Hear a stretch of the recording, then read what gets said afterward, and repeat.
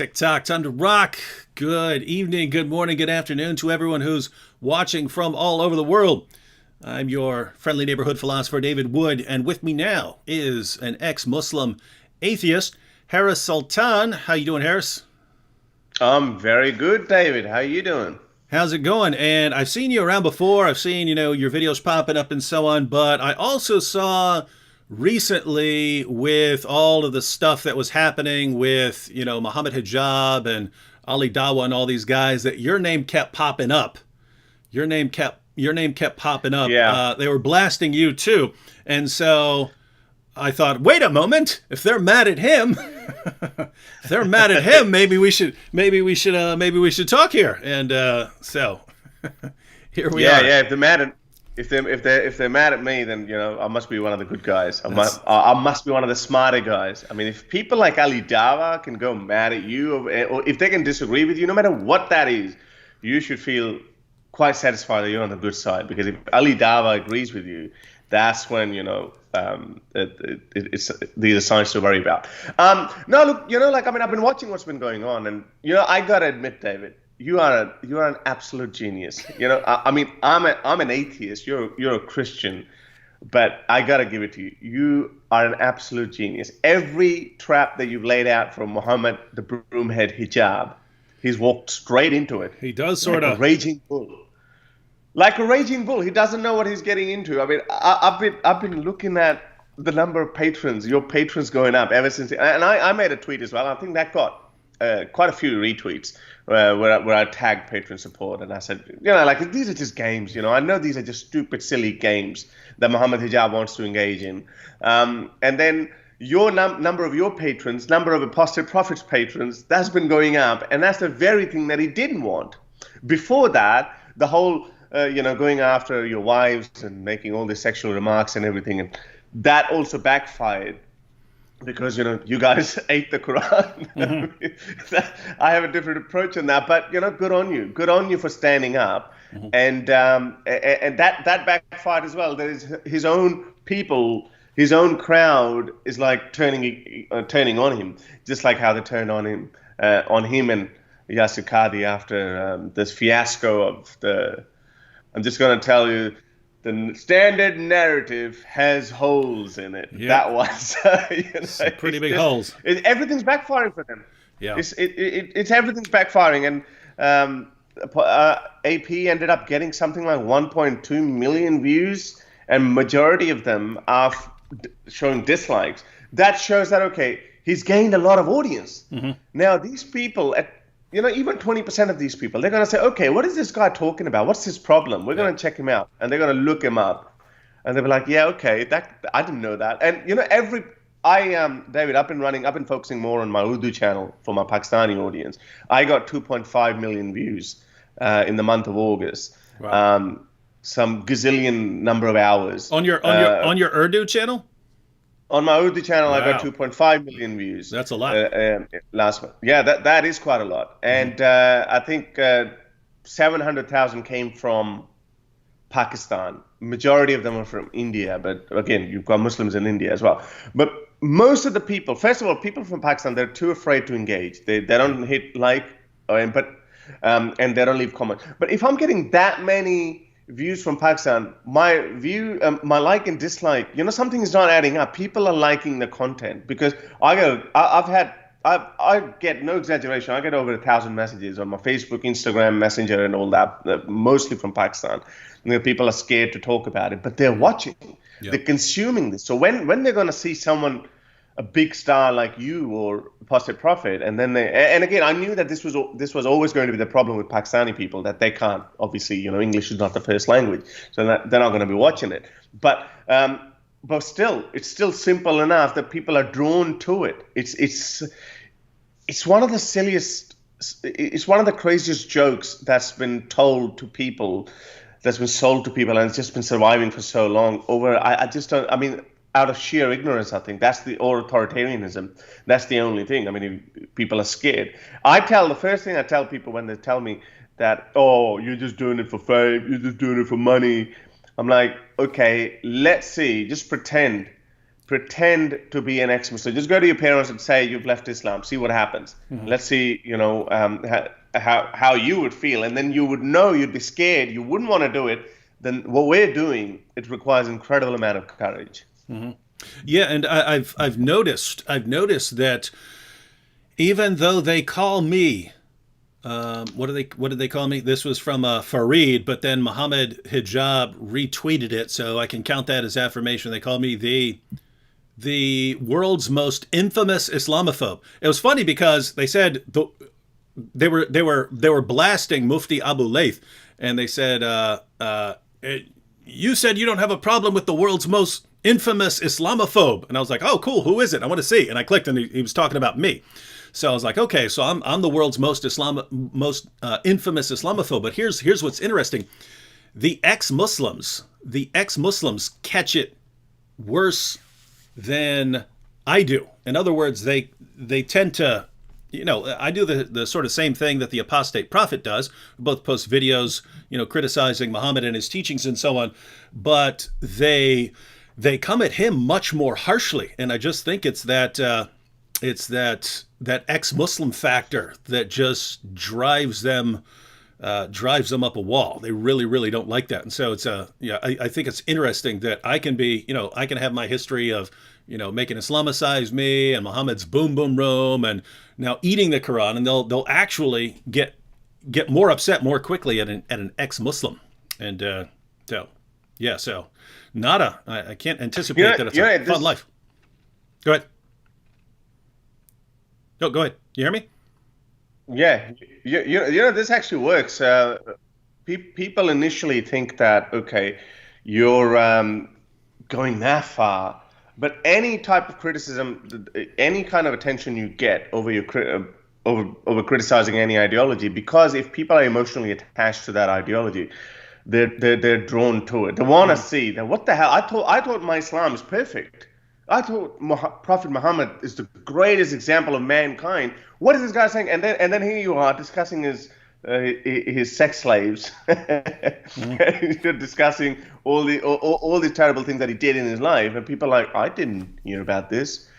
And a part of my show, the way I do it, and that's why my engagement is so high, that I actually take random calls, sort of like an atheist experience. I take random calls from ordinary people, and ordinary people, they're not as trained in debating, but they don't also know as much as someone like me would know about Islam. And I just throw a random fact in front of them, and so many times they get stumped. They're like, "No, that's not."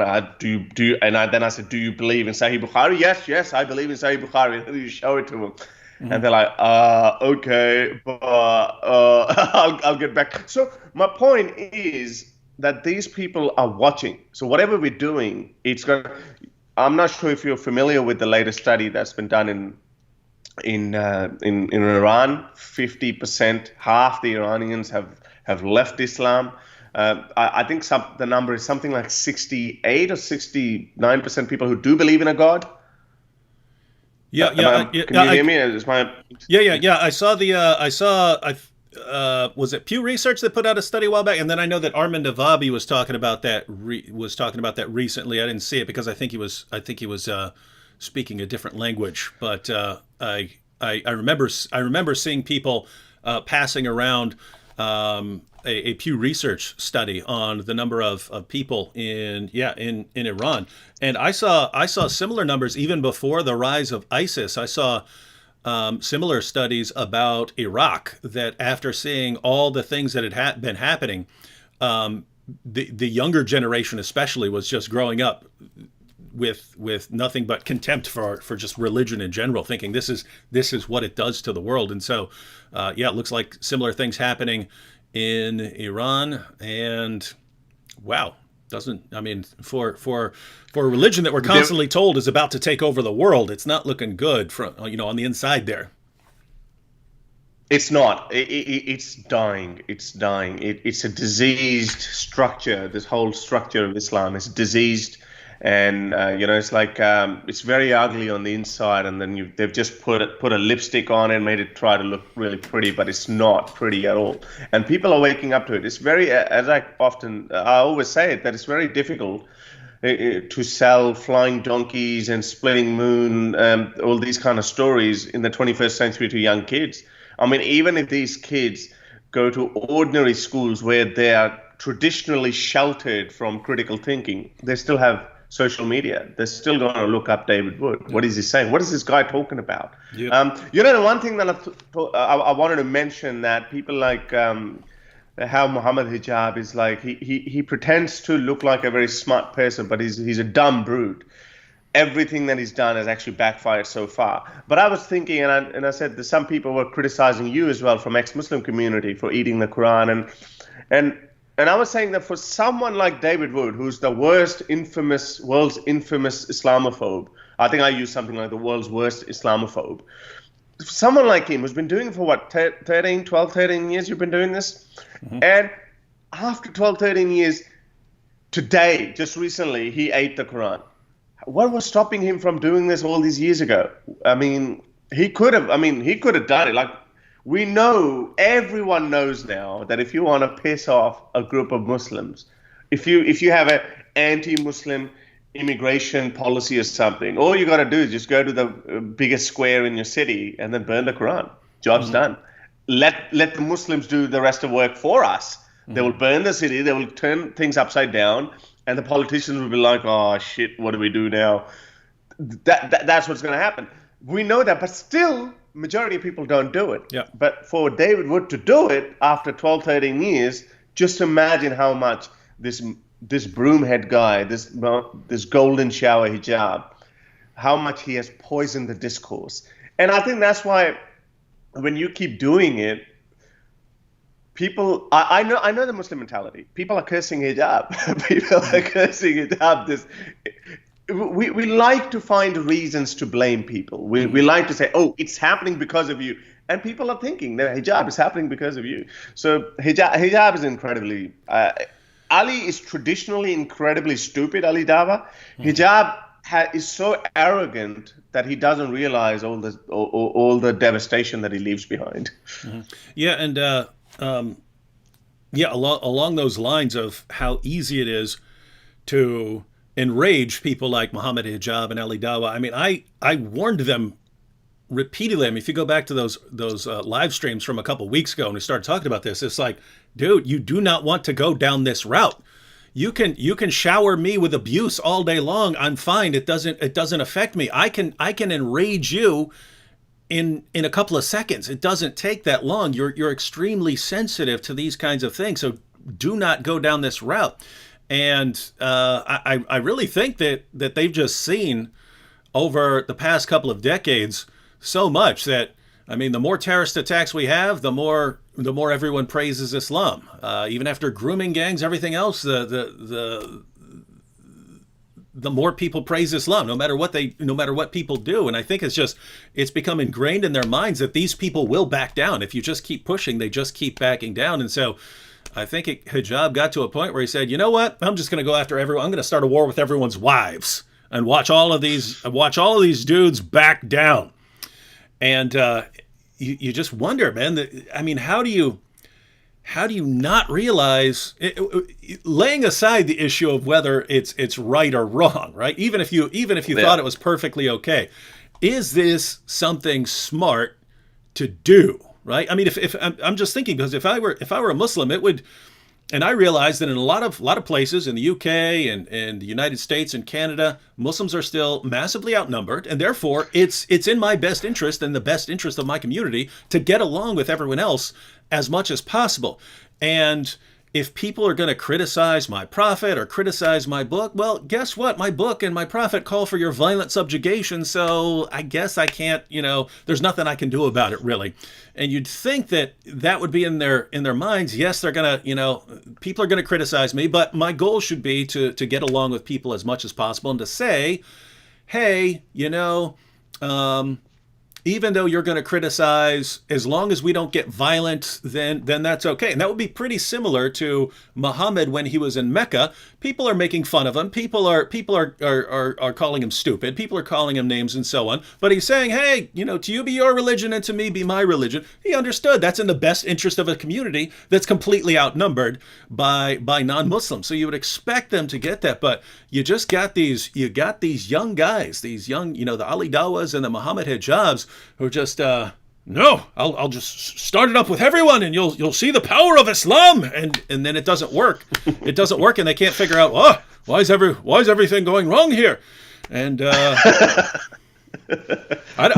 Why is this backfiring? Why are people lashing back when I started attacking all their wives? I don't get it. What? Yeah, I don't know what goes through the heads. It's I can really imagine, as I said, Ali Dawa comes across as an incredibly stupid person, but Muhammad Hijab, I think Muhammad Hijab could be smart, but his head is stuck so far back up his backside that he just can't. He's a raging bull. He just can't see. He can't think clearly, and then it backfired on him again. Like, how embarrassing it is. You adopt a strategy. I'm going to go after their wives. Let's see how they back down. And then he brings his own religion into disrepute by bringing Abu Bakr's rawaya, that how he swore at someone, so and so. And then he backed down, minced his words, backed down and said, look, Islam doesn't advocate it. My behavior was out of relentlessness. and he ended up getting sacked from, but some people tell me Sapiens and Ira, they're all the same, but it doesn't matter. Who cares? I've never watched them. But anyway, enough talking about these idiots. Yeah, and as far as the Ali, as far as Ali Dawa, because we talked about hijab, but yeah, Ali Dawa. The amazing thing here is these guys, both of these guys. And to be clear, everyone, I just want to be clear a million times, not talking about all Muslims here. I've had Muslim friends. I was friend with Nabil and his friends back when he was a Muslim. Totally trusted Nabil. I would have trusted Nabil with my life, even when he was a Muslim. So this isn't, I'm not talking about Muslims in general here, but with these particular kinds of guys, the Ali Dawas and the Muhammad Hijabs, they constantly lie. They constantly twist things. And so it's a situation where you obviously have no problem lying to us, and yet you're going to tell the truth about you wanting to kill apostates? Of all the things you decide to lay out there. Yep, my plan is to kill you guys. We're going to have you guys executed. Of all the things you decide not to lie about, of all the things you decide to finally tell the truth about, you pick that one. That's amazing. It's like it reminds me of Mufti Abu Layth when he was making fun of Yasser Qadi for the holes in the narrative. And he's cracking up, and he says, for decades, this guy tries to avoid controversy. No, I don't want to talk about the hijab, too controversial. I don't want to talk about that, too controversial. I don't want to talk about music, too controversial. And he says, the first controversy that you want to step in is the preservation of the Quran. The preservation of the Quran. That's how I feel like Ali Dawa is. Like, Ali Dawa, you're going to spend all of these years lying about everything, and the two things you're going to come out on is, it's okay to have sex with a 9-year-old girl, and we're going to kill apostates. Those are the things you really you decide. Nope, I'm going to tell the truth about these things. It's just amazing. You just wonder. I mean, gosh, and going back to what we were talking about earlier, as far as responding to these kinds of guys, there are weirdos that can be associated with any position, and they're people on the fringe. So like in Christianity, we have like the Westboro Baptist Church. These guys go around like protesting funerals, and they have signs saying God hates God hates these groups and stuff like that. And so, but I've never met someone who likes these guys, right? So they're out on the fringe, and we understand, hey, this is the United States. You're actually allowed to say things, but no one agrees with you, so you don't really have influence. And if this were if in the Muslim community this was some weird fringe and they started attacking people's wives, I would pay no attention to it. I would say, okay, these are weirdos. But these are popular, sort of mainstream popular internet guys who apparently represent organizations, Sapiens and so on, and are steadily increasing and blowing up in popularity. And those are the situations you have to worry about. If you have some weird dude saying, I'm going to go after everyone's wives, well, so what? No one's listening to him. But when the popular guys in whatever it is, if it were atheism or Christianity or Islam, when that type of person who has a big following and can influence tons of people says, you know what, here's a new strategy. We're going to start heaping abuse filled with language of rape and torture on women.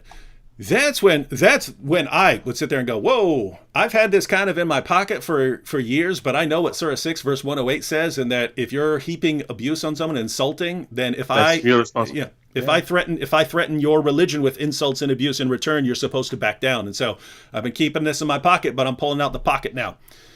Yeah, look, it's funny that you said that you only have Westboro Baptist Church, and we've seen plenty of those examples, and you're right. Their followers probably wouldn't even be more than 1,000 in a country as large as the United States. But on the other hand, let me tell you something. You're seeing this Muhammad Hijab and Ali Dawah guys because they're English-speaking Western Muslim apologists. There's a real cleric, so-called scholar of Islam, in Pakistan. When my Urdu channel was gaining popularity, he came after me. He couldn't. I just slapped him around and made fun of him, and so the standard arguments against the wife beating verse and sex slavery and all that. They're like, oh, how can you say this? Because they have presented a totally different narrative to the world. Mm-hmm. But anyway, so he went away. Now guess what he does? That guy's got 250,000 subscribers or something on his Urdu channel, and first thing he does, he finds out the photos of my mother, who's a Muslim, and I've made it clear to everyone, and makes a whole 1-hour stream, goes through a Facebook profile, goes through a photo, clearly dog whistling. He's not swearing at her, but he's clearly dog whistling. This is his mother's name. This is where she lives in Australia and all that. But and he made a whole post about it. And then I knew what would happen after that. And then his crowd was just photoshopping my mother, and they were abusing and cursing her and all that. And I'm like, what have I got my mum into? Like that poor woman. She's probably praying right now because she prays 5 times a day. But that's the character of these people. They know that it's a false narrative. They lie to people. They tell people, oh, atheists, they don't even love their parents. They don't even care about that. But they know that we do. And that's why they come after our loved ones. So at that time, I felt exactly like you. I thought, how am I going to teach him? Because, at that time, it's personal. At that time, you don't care about your rules and morals. And you said, throw everything under the bus. You're coming after my family. If you're in front of me, I don't know what I would do, but it's personal. So I thought, okay, one of my another fellow YouTubers, one of my supporters, he said, okay, Harris, we're going to threaten to, pee on the Quran or desecrate the Quran or something. I said, but then I, you know what? Go ahead. I'm not going to stop you. He's dog whistling people to hunt my family down and, doing all these kind of things. But again, my point is, it's coming from a cleric. From a scholar. Now, hijab is okay. He acts like a juvenile bully, but this is also coming from cleric. They know that if they openly curse or swear at people's wives and mothers, it might not be a good image. But they dog whistle all the time. There's so many other examples where they dog whistle. They deliberately give out information, and they know the rest of the work will be done by the people. So this is these are the low blow tactics that these people have, and they have no shame. Some of them, these people, obviously. I mean, they're obviously honorable people, like Mufti Abu Layth, and there's this actor I've been speaking with, and there's so many other decent human beings, and which is the reason why, and I have to confess as well, I said that to Robert Spencer as well, that I deliberately stayed away from you and from Robert Spencer, thinking that, oh, these guys are Christians. I'm an atheist. I have a different narrative. But if they can't see problem with Christianity, how can they see problem with Islam? That was my worldview. So I just never paid attention, even though you name people in Pakistan, they keep saying that, oh, David Wood is the king. I became an ex-Muslim because of David Wood. Smart. So it happens. It happens all the time. Your name keeps popping up, and then I think the second biggest name is Apostle Prophet when it comes to English-speaking world, people in English-speaking countries. They say David Wood, and it's funny that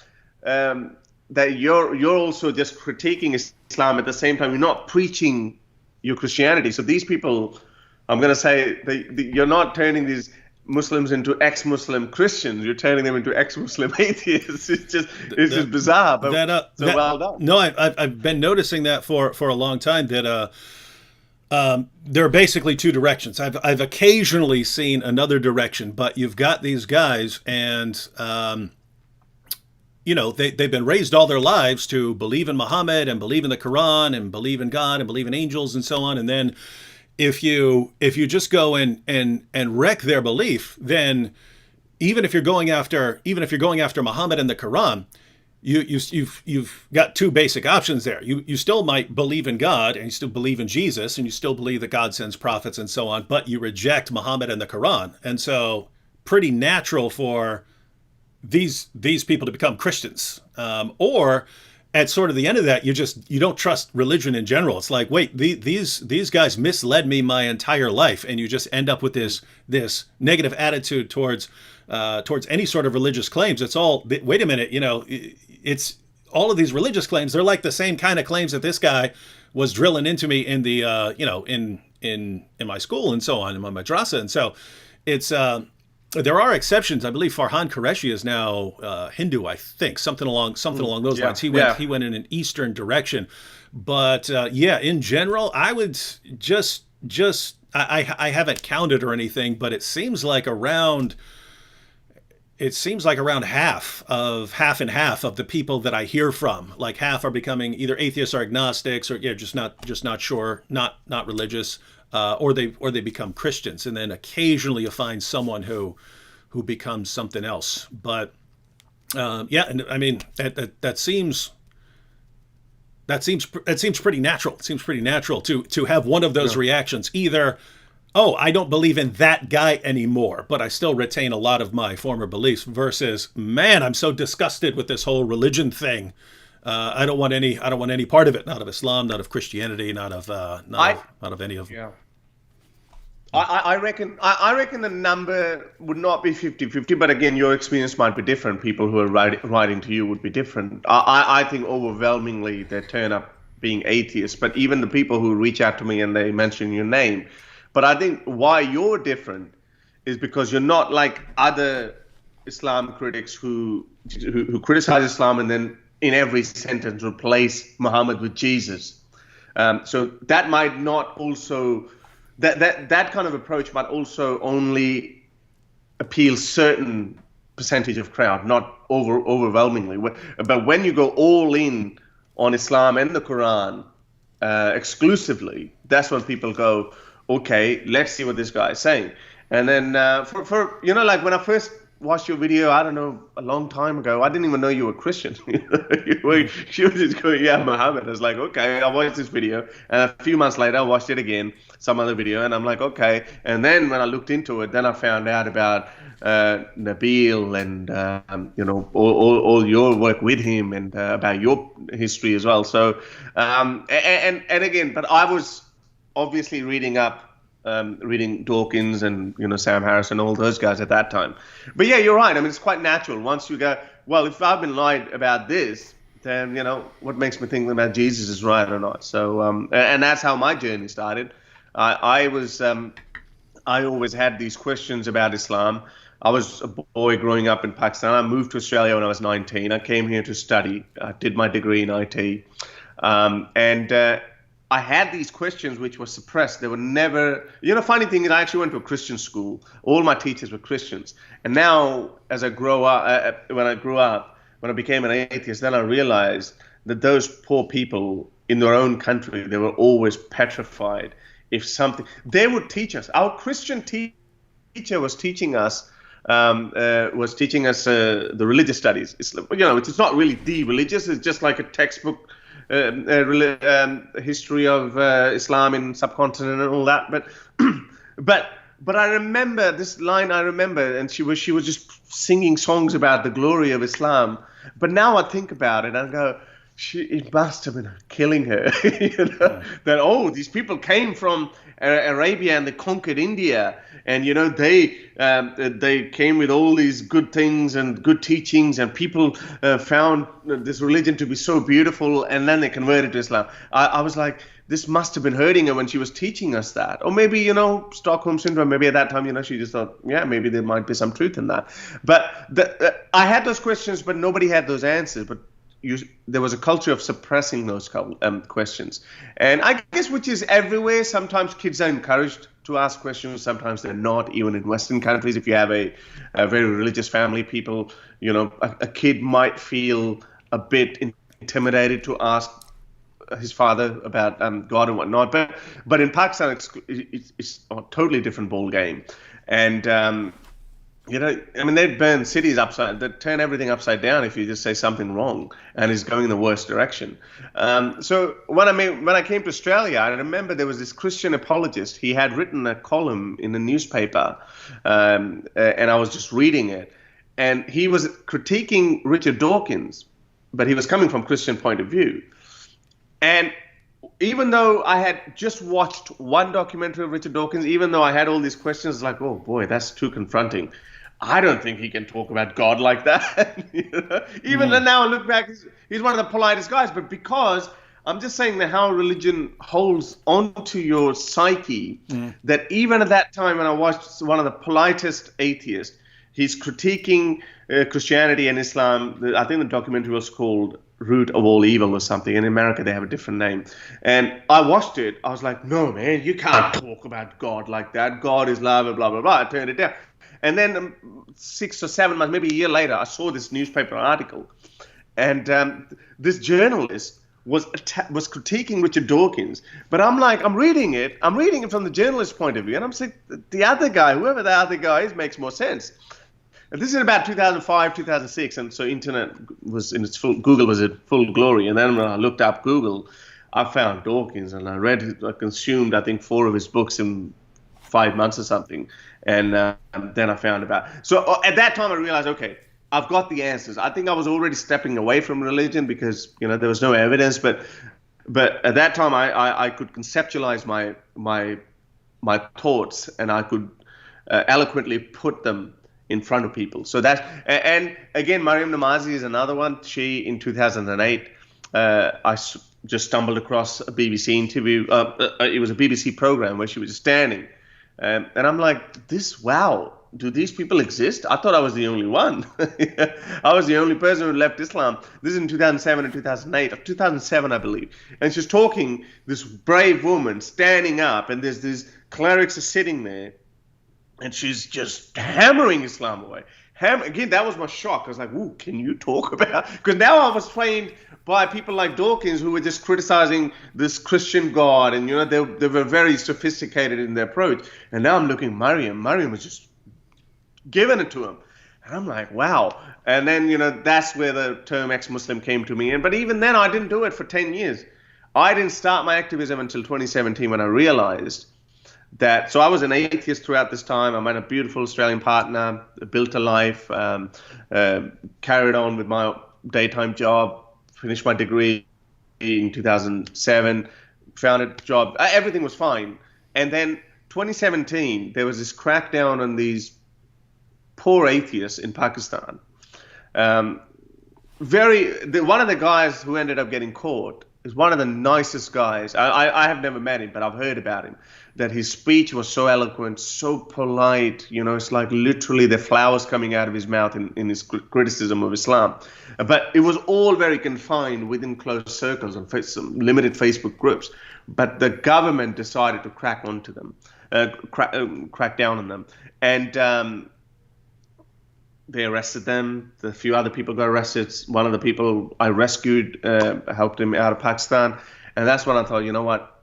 This is it. We have to speak up. And one little action by them, a blogger, they shut down a blogger whose reach might not have crossed more than 1,000 people. That action led someone like me to come out, and then a year later, I started the Urdu channel. And as I said, 2.5 million views last month. Month before, I had something like 1.6 million or something. And these views are just going up and up and up. And not only just that, I'm just one guy, but ever since I started my channel in Urdu, I think there are 4 more channels in Urdu that are producing quality content out there, different approach.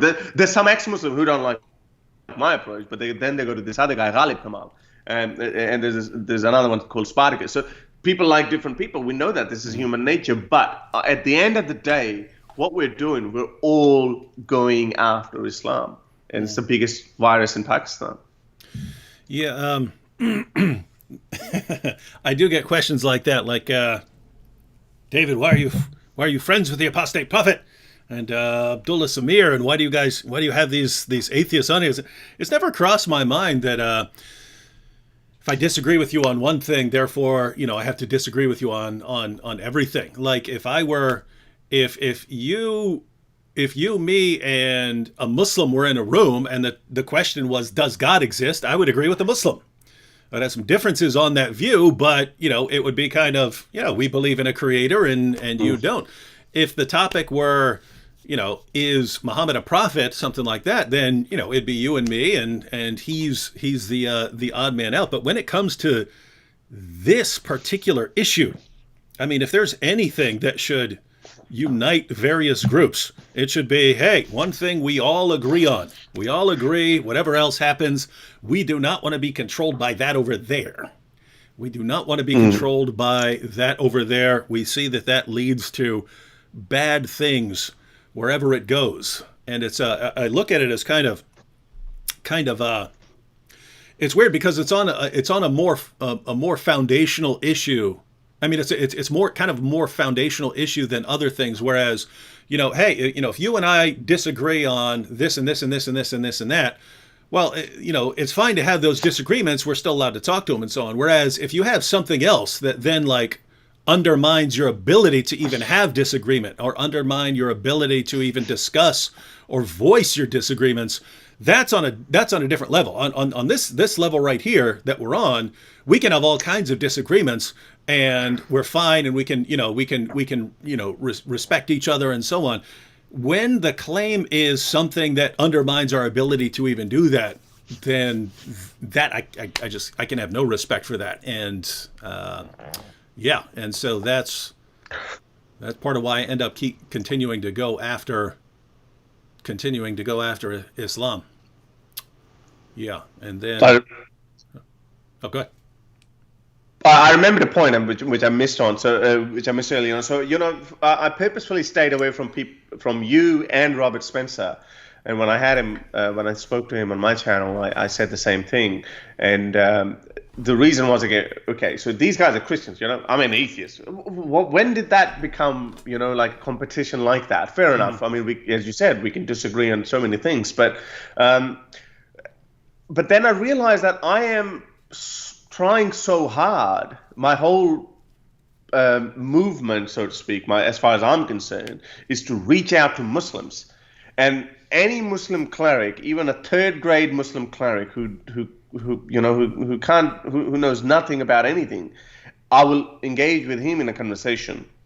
Then why would I not engage in a conversation with people like you? I mean, you guys are so nice, and you wouldn't wish anything bad on me. But these guys, people who would even wish death upon me, I'd be like, okay, let's have a chat. So, that's when I realized there was a massive flaw in my own approach. So I thought, okay, I need to speak with, I don't care whether they're Christians or Hindus or whatnot, but as long as we can just have a dialogue, that's the only thing. That's the only thing. You and I are not talking. I don't know how many people are watching or whatnot. Right now, I'm in my room. It feels like, okay, I'm just talking to one person.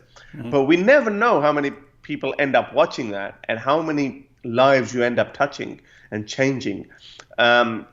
So it just doesn't matter who it is. I mean, I would speak with anyone, unless, of course, someone who belongs to ISIS or... Actually, you know what? I wouldn't even... Muhammad Hijab is such a bully. This is one reservation I have with you and AP, that why do you guys treat Muhammad? And I know we're going back to him, but I just wanted to say it, that why you guys treat Muhammad Hijab as some sort of an intellectual equal? Because this guy has no interest in that. He's actually a bully. He wants to act big. I'm a big gorilla, and So what he should only be laughed at, mocked fun at. That's the only thing you should be doing with him, or at least that's what I would be. I mean, there's no point in answering to his arguments or giving him counter arguments, because the guy is not interested in that. He wants to appeal to a certain crowd. He wants to appear tough, and when in one of his own little, I saw one of the tweets where he made a video on you. He said, "Oh, when I beat you," and this is another new freaking phenomena that they just, whether you win or lose, just start pumping your chest and say, "I won."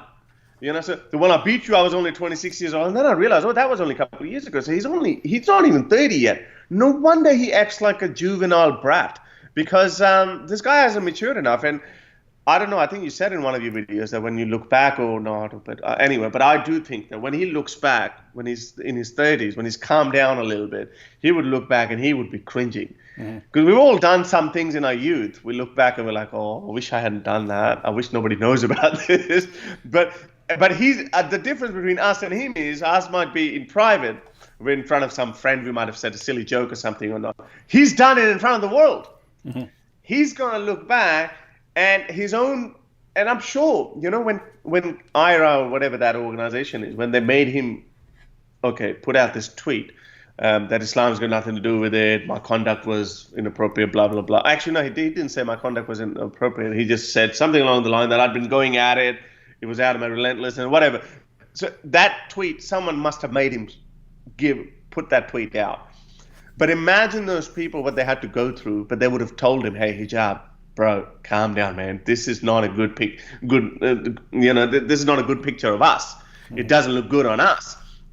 But imagine him having to swallow his pride and like, okay, all right, I'll do it, but just once, but on my terms, You can imagine what would be going through his head, what kind of an arrogant little, arrogant person he is. But it's all gonna look very bad on you, Hijab.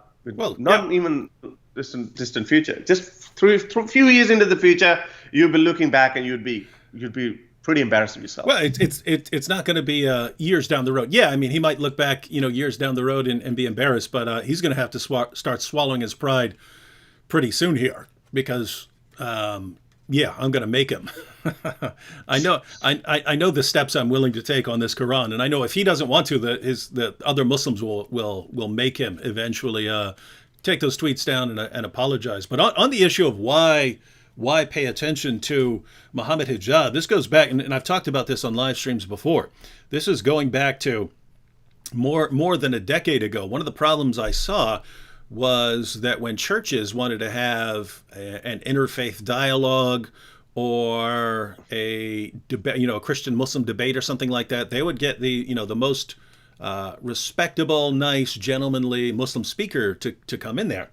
And I was just always thinking, hey, I know Muslims who are a lot more aggressive than these guys. And when I look at the Muslim sources, it seems like these guys are more meant for us and not really to reflect the true sort of spirit of Islam.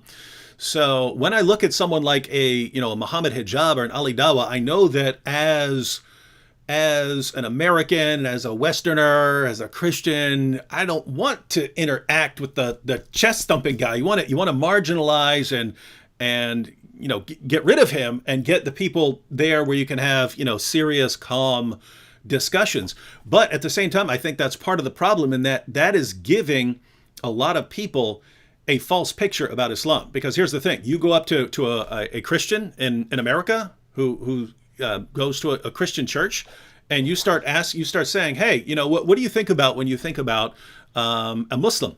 You might have some that say, I think of like Osama bin Laden or something like that. But if they're not talking about something they saw on the news, they're thinking of like, oh, my Muslim neighbor on, who lives on the same street to me, or my Muslim coworker, or the Muslim I go to school with, and they're thinking of these very nice Muslims. And the problem is when I start telling them what Islam teaches, when I start telling them, hey, here's what's in Islam's most trusted sources, here's what the Quran says about what will happen to women if Islam takes over, here's what the Quran says about this, here's what the Quran says about that. They're always thinking, no, what are you talking about? I know all these nice Muslims, they're just not like that. There has to be something wrong with what you're saying, David. There has to be. You have to be twisting this stuff. You have to be completely misrepresenting this stuff. You have to be lying, because I know Muslims and they're just not like that. And so basically, part of the problem is, I believe that a lot of people in the West, think about it. You've got, on the one hand, the terrorists, and then you've got the other Muslims they know, and the other Muslims they know are nice people. And so the conclusion that you would draw there is, well, the terrorists are these lunatics. They're just crazy, right? They're not the real Muslims. These are the real Muslims. And so way back in the day, I just realized we need some people who aren't the terrorists, but who are a better sort of reflection of the true heart and spirit of Islam, to be its vocal representatives in the minds of lots of people.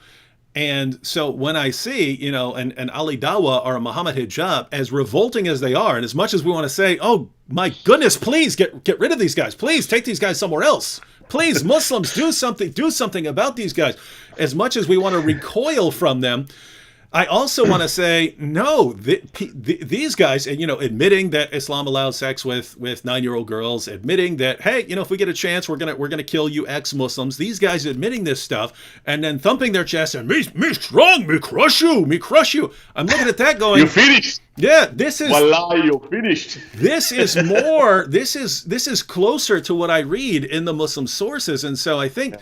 We obviously don't want all Muslims to become like that, or be a really big mess. But I think I don't think the rising popularity of people like Muhammad Hijab and Ali Dawah is a bad thing in the long term, because I think now people are going to be thinking, okay, yeah, you have the terrorists and stuff, but then you have, my nice Muslim friends, but why are these guys so popular? Why are these guys who are thumping their chests and screaming and shouting everyone down, why are they so popular if Islam is really this, calm, reflective, contemplative religion of prayer and worship? Why are these guys thumping their chests all the time, if that's the case? Mm-hmm. So David, your worst infamous Islamophobe, is that another tactic of yours? Have you employed Muhammad Hijab to work for you? Is he working in cahoots with you? Yeah. So far it looks like it. Yeah. Well, I'll say this: he's working for me, but he doesn't know it. Muhammad Hijab is working for me. Muhammad Hijab and Ali Dawah are working for me without realizing that they're working. That they're working for me. Now here's the thing. If you look over the past couple of years, right after my debate with Hijab, I posted a couple videos pointing out some things. But after I realized, wait a minute, what am I doing? This is the guy I've kind of been looking for, right? As far as someone who could become very popular and is representing an aspect of Islam that people need to know about, but that is not reflected in the minds of many people. This is the guy. So after that, I left him alone. I just left him alone. It wasn't really until the, hey, I'm going after your wives now, that it's okay, Hijab, I was rooting for you. I was rooting for you to become popular, but now you've crossed the line that the man in me can't allow you to start going and heaping abuse on women. Can't do it. The husband in me can't allow you. No, by the way, I didn't mean that you shouldn't engage them, like as in ignore them. No, I didn't mean that. I mean, I was saying literally, specifically, I'm saying that people like Hijab, we can't engage them in serious discourse. We can just make fun of them.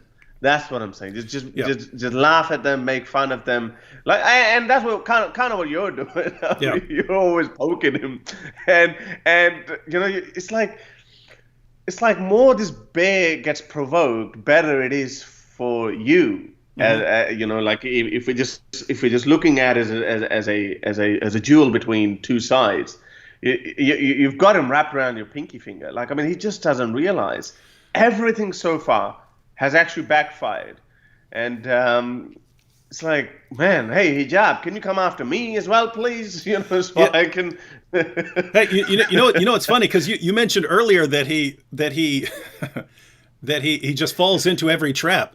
And it's funny because we're sitting here going live, and I know he watches them because he reacts to the stuff, but I will sit there and explain the entire mechanism of the trap. Right? I'll say this years ago. I'm always plotting in my mind. I don't know, for some reason, when I think, okay, here's a problem I see in the world. If this were to be fixed in the next 20 years, what would need to happen? And in my mind, from right here until then, it's like a bridge forms of different steps that need to happen. Like it just transforms. Like I don't even have to really be thinking about it. It just goes right in my brain. Oh, if you want that, we'll just do this. And so a plan will form in my brain. And for years, I'm thinking things like, oh, here's what we need to do. Oh, we need people like Mohammed Hijab to actually become the representative, so people aren't as resistant when we tell them what Islam teaches and so on. So I start thinking of all these things that need to happen. And, for a decade or so, I would keep these things to myself. But it was back when like Jordan Peterson and that Milo Yiannopoulos guy were going onto college campuses and speaking, and the crowd would shout them down. The crowd would all freak out and shout them down. And they would say, when they're being interviewed ahead of time, they would say, yeah, we're going to go there and I'm going to get up to the microphone and they're not going to let me speak. They're going to start shouting me down. They're going to scream, and then police are going to have to come. They would say all this ahead of time, and I would go, well, they're not going to do that now because you just told everyone what they're going to do, and they can't do it. Because I mean, if you tell me David Wood's going to do something, I'm going to try not to do that because otherwise I make you look like you're right about me. But they would go in there, and then the crowd would do exactly what they said, right down to the letter. And I started realizing it doesn't matter if you tell them what you're going to do. That's what they're going to do because they don't know anything else. They don't understand. They have one methodology, right? Which is to try and shout you down. So that's with, the sort of college campuses and things that were going on over here. But then I was thinking, people like, Mohammed Hijab and Ali Dawa and these guys, the more aggressive types, they only have 2 or 3 things they can do. So, I mean, just notice this recent situation, right? I tell Mohammed Hijab, take down the tweets and we're done. The desecration stop. I won't do anything to your book anymore. But if you keep it up, I'm going to keep escalating. And then he tries literally everything else he could possibly try. Oh, I'll get other Christians to condemn him. Oh, I'll challenge him to a fight. Oh, I'll get him demonetized. And none of this is working. None of it's working. When I told him exactly what would work. And then if you look at all these guys right now, I mean, people are desecrating the Quran. I mean, I would say obviously, if you're a Muslim and you're sitting back and watching this, and you see Armin and AP, starting, desecrate the Quran hashtag and calling for, obviously, if you're a Muslim, you should be saying, whoa, guys, hey, let's calm down. And what can we do? What can we do to stop all of this and to dial things back? You want us to stop being so mean towards ex-Muslims? Okay, we're going to call on our supporters and followers to be nicer to ex-Muslims. But as long as you guys stop with the burning the Quran and these things, you would expect that. But instead, if you go look at their tweet, all they're doing is attacking more. And it's funny because that's all they know how to do. If there's a problem, well, you heap abuse and start attacking and insulting, and you just keep doing that. Well, that didn't work, and now people are coming at your book and your prophet. Well, let me go after them even more and heap more insults. And it's just like, guys, you have one method that you're going with here, and when it's not working, you just keep doing it more. And look at what it's doing. And this is something else. I've been actually saying this for years, and you can go back, find me saying this in videos and live streams. But I said, because of their tendency to launch personal attacks and insults, I've noticed that very early in Islam, when you could give an argument and they would try to discredit you. There's why you shouldn't. It's not, hey, let me refute your argument. It's, here's why you should not listen to this person. This person was not a true Muslim. This person doesn't know Arabic. This person this person that. This person's evil. This person that. Instead of actually dealing with the argument. But I recognize because of that tendency, you can get them into a situation where you're blasting away at their prophet and their book. And because that is the natural reaction for in that community, they will blast you personally. And so if you can get into this cycle where people blast away at their book and their prophet, and they blast you personally in return, well, as long as you can take a lot of abuse, they lose that. They're going to lose because at the end of the day, I'm not essential to Christianity. You're not essential to atheism. We could disappear. That doesn't affect atheism and Christianity. Well, Muhammad and the Quran are pretty essential. So if we're blasting away at what is essential and foundational at your religion, and you're blasting away at all these inconsequential things, it's like if two countries are in a war and one says, "Hey, I'm going to destroy their centers of production. I'm going to destroy this," and the other one's just firing missiles off into deserts and stuff. It's like, what you're going to lose. And so it's recognizing that situation. And hijab it doesn't matter. It's just, hey, what do I want this guy to do? What do I want this guy to do next? Okay, here I could do this one little thing and then he'll do it. Bam! And then he does it, and it's pretty amazing. David, you know what these clowns are not realizing? The biggest thing out of that, obviously they don't want to seem like, oh, we're backing down because David would put an ultimatum on us. So that's why we're not going to do it. We're going to do everything else, but we're not going to do this. So what happens, David Wood doesn't care. David Wood can do this for, I don't know, next 3 years, if he has to. Yeah. But David Wood does it. And then what happens? So many other Muslims are going to see it. People who are just bystanders, innocent bystanders. They look at it. They're like, yeah, okay, he's done it. And then look at, Norway, another one has done it in Norway. Oh, someone's done it in Sweden. Some ex-Muslim has done it. They're getting desensitized.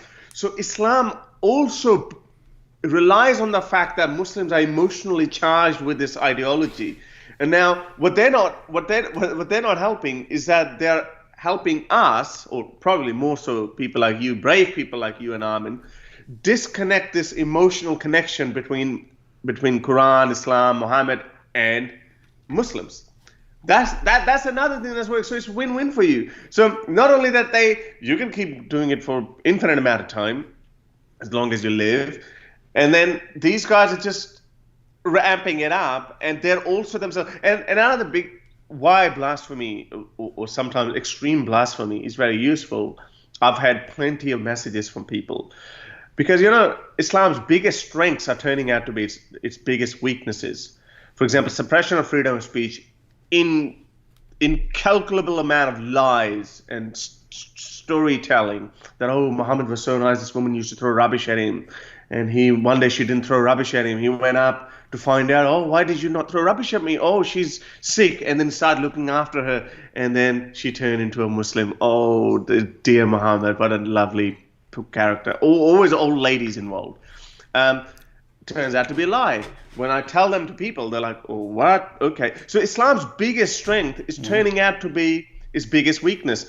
Preservation of the Quran. Why invent a lie to begin with? Because now, when I was growing up, everyone, even these clerics, hafizes, people who memorize the Quran, they used to say that not even a dot is out of place in the Quran. Mm-hmm. And here we have friggin' holes in the narrative of the Quran.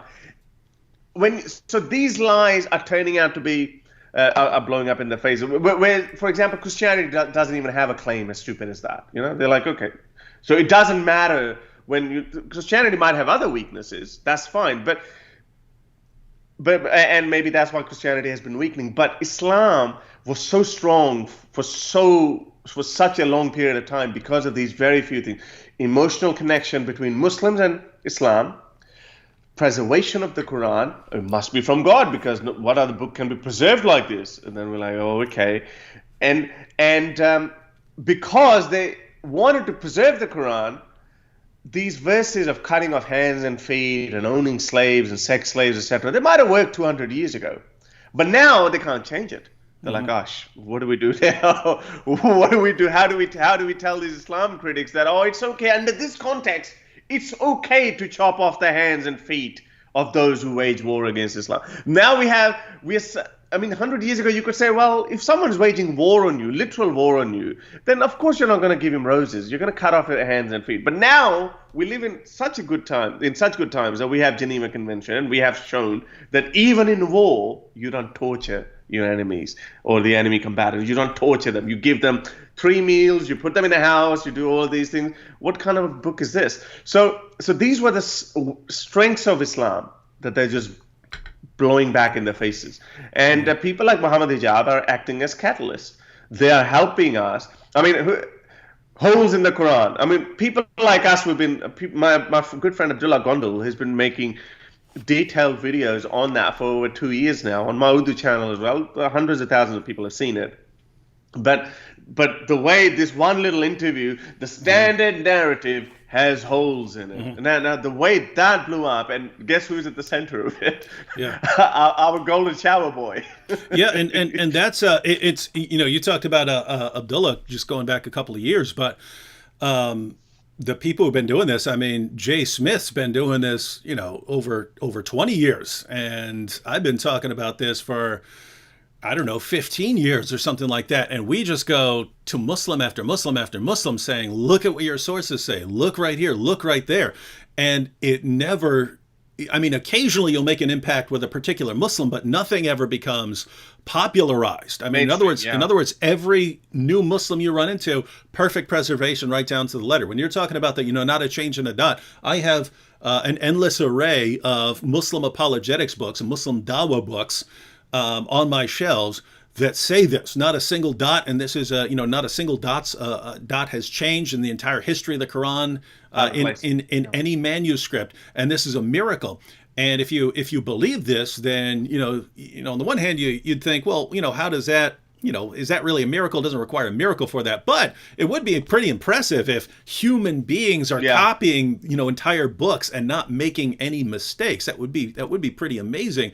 But it's all complete nonsense. And yeah, you've pointed it out. And this is one of the original articles I wrote on Answering Islam was called Islam Beheaded: The Information Superhighway and the Death of Mohammedanism. And it was just about how Muslim leaders in Muslim countries have been able to keep their people insulated for centuries from hearing any serious critiques of Islam and from hearing any serious presentation of an alternative to Islam. And now all of a sudden you've got the internet and they're looking things up.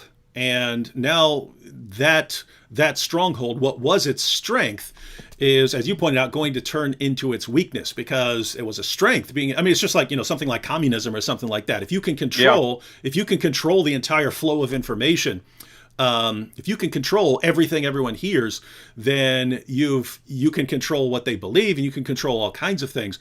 As soon as that breaks down and some information starts getting through that barrier, then now everyone just very quickly stops trusting what they're told. Wait a minute, you told me all my life this, and I just found out that's not true.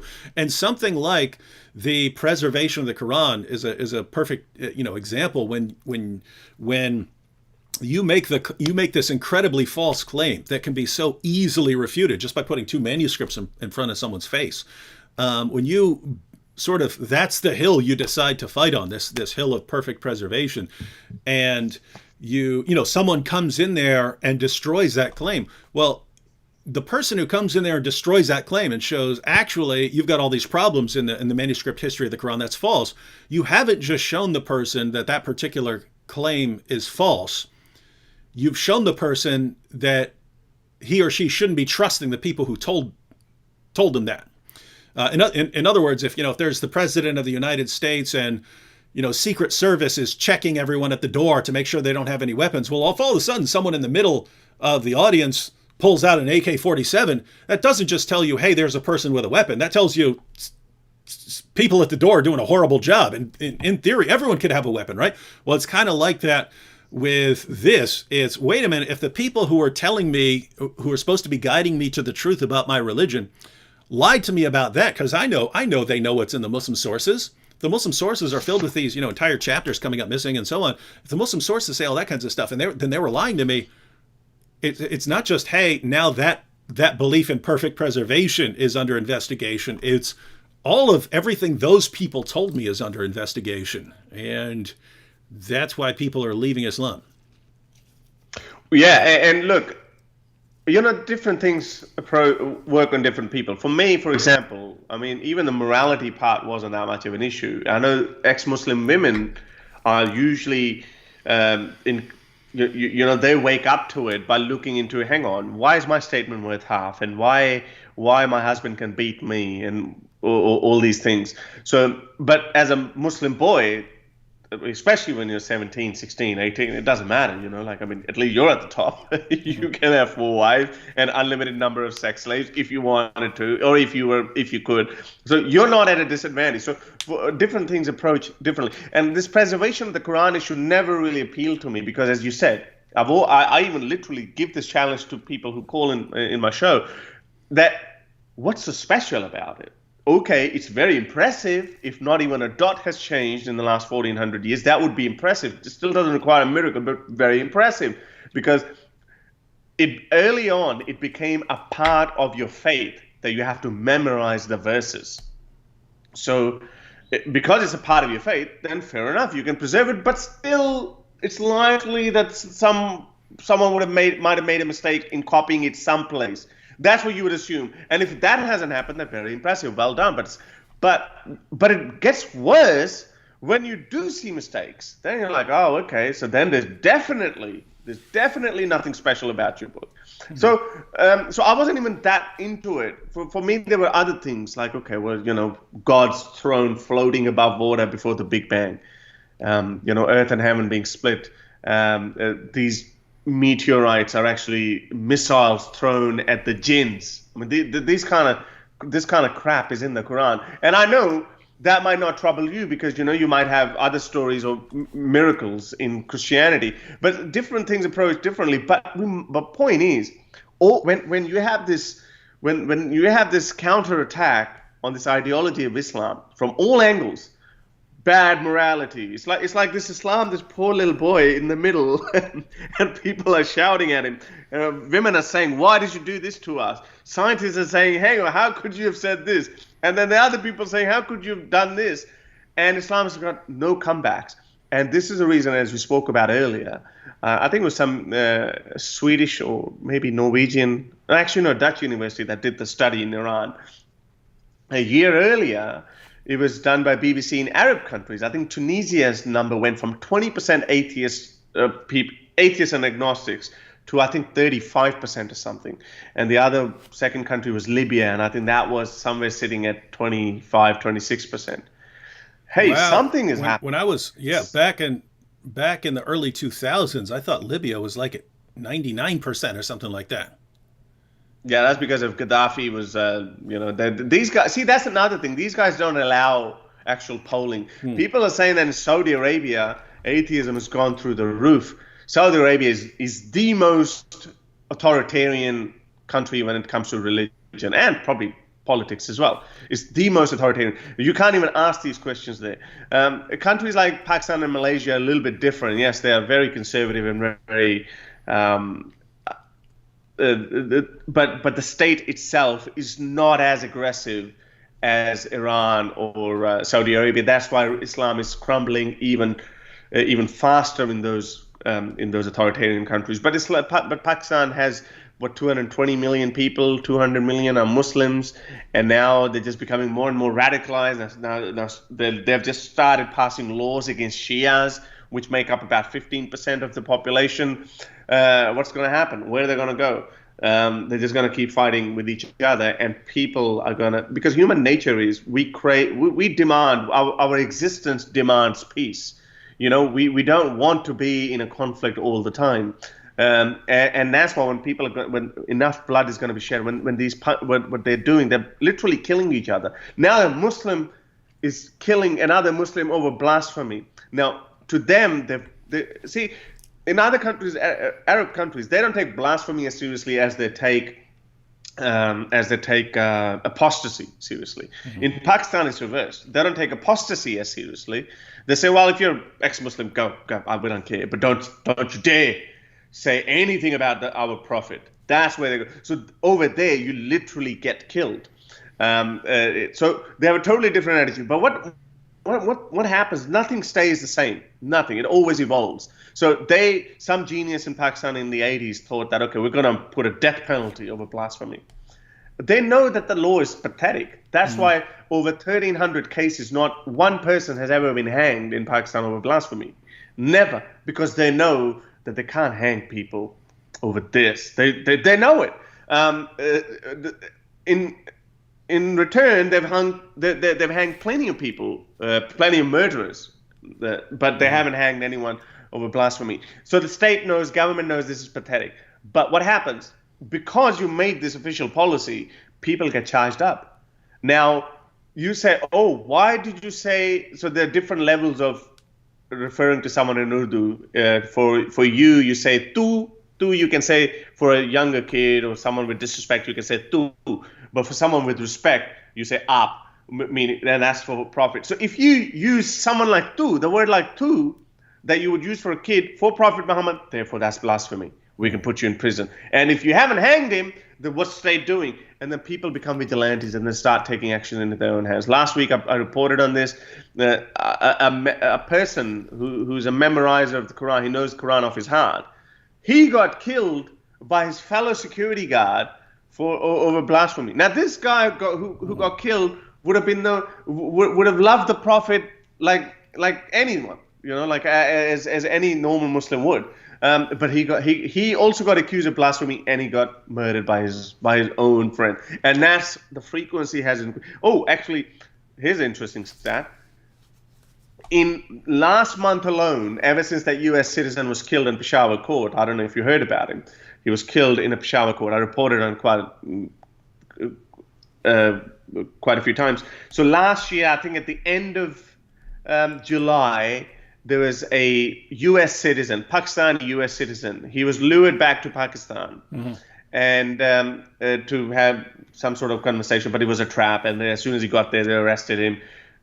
He's been going to court since 2018, but nothing was coming off it, obviously because U.S. had his foot up Pakistan's backside, that they had to release him. They somehow, they get themselves in this mess because the law exists, and then they cave into the international pressure. So nothing was happening. He was probably going to get released. So this vigilante goes in, some 16, 17-year-old kid, poisoned by... Right? Yeah, killed him in court. That happened on 30th of July. But since then, in the whole month of August, we have 32 reported cases of blasphemy, which is the biggest number in the history of entire Pakistan in 1 month. You would get one a month, maybe one every 2 months, but they are getting so charged up. And I think this is just that, just before we start seeing even bigger number of apostasies coming out of Muslim countries, just beware that there's gonna be some bloodshed. And my friend predicts that, especially in some Pakistanis. I mean, I live in Australia. I take my security quite seriously. But there's some ex-Muslim YouTubers who are not in Pakistan, but they are not in very well-off countries either. So he's made a prediction that one of the popular ex-Muslim is gonna get killed as well, because that's likely to happen. This beast is not gonna die without showing his teeth. And as I said, we're seeing in Pakistan, we're seeing this increase in frequency of blasphemy, murders, vigilante actions. But again, I think we will, within our lifetimes, if we don't get murdered, within our lifetime, we will see a very sharp increase. And we're already seeing it. Half the people in Iran, come on, Iran, go tell Obama or George W. Bush, who called it axis of evil. Half the Iranians are believe in Islam. What more could be better music to your ears? Yeah, and I think there's a parallel here in that lots of the people I've known, including Nabil, who've left Islam, they seem to go through this period where, as their doubts increase, they become more devout. And so, I hear from Christians, hey, I'm witnessing to my Muslim friend, and the more I talk to him, the more devout of a Muslim he's becoming. I say, that probably means you're getting to him, and he's trying to compensate because he's feeling bad that he's having these doubts, and so he's trying to compensate by being a far more faithful Muslim. But so I've seen that over and over and over again, because what happens is, they have a lot of confidence in Islam, and then you spend months or years giving them information, and you see they're learning all of this information that they've never heard before, and all of a sudden they start dressing more conservatively and going to the mosque more, and you're like, gosh, after everything I've shared with you, that's what you're doing. And it's kind of compensating. It's obvious that they're compensating, because after that, all of a sudden, hey, I just left Islam. And so what I think you have a similar parallel in, the Muslim community, in larger Muslim communities, when as they're encountering all of this new information, and as they're realizing, hey, we've got all these problems, and as they're, able to see opposing points of view, and as they're able to have their beliefs criticized and so on, that their confidence is being shaken, and people are leaving and so on. Their confidence is being shaken, and so they have this urgency that we must become much more devout right now. Just as an individual has that reaction, it's we're getting shaky here. We need to crack down and become more devout. And I really think that's what you're seeing with the rise of people like Muhammad Hijab and so on. Is their confidence is being shaken. I mean, just look. I mean, there's no coincidence that you had the holes in the narrative. People are going to Yasser Qadi. They're going to Muhammad Hijab. You're destroying my faith in the Quran. What's going on? And then all of a sudden, I will crush all of you. I'll destroy all of you. I challenge all of you ex-Muslims. I will shout all of you down. And it's, it's so I'm looking at that. And I'm going, as horrible as that is, I get it. I've seen this before. I saw it in individuals. Now I'm just seeing it in a community.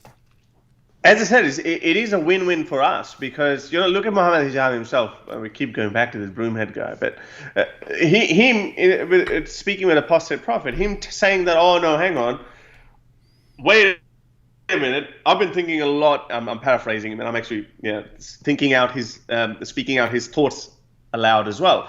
That I've been thinking about this. You clever ex-Muslims have been getting me on this apostasy issue, and then you show our ugly face of our religion to the world. Here's nuance on this.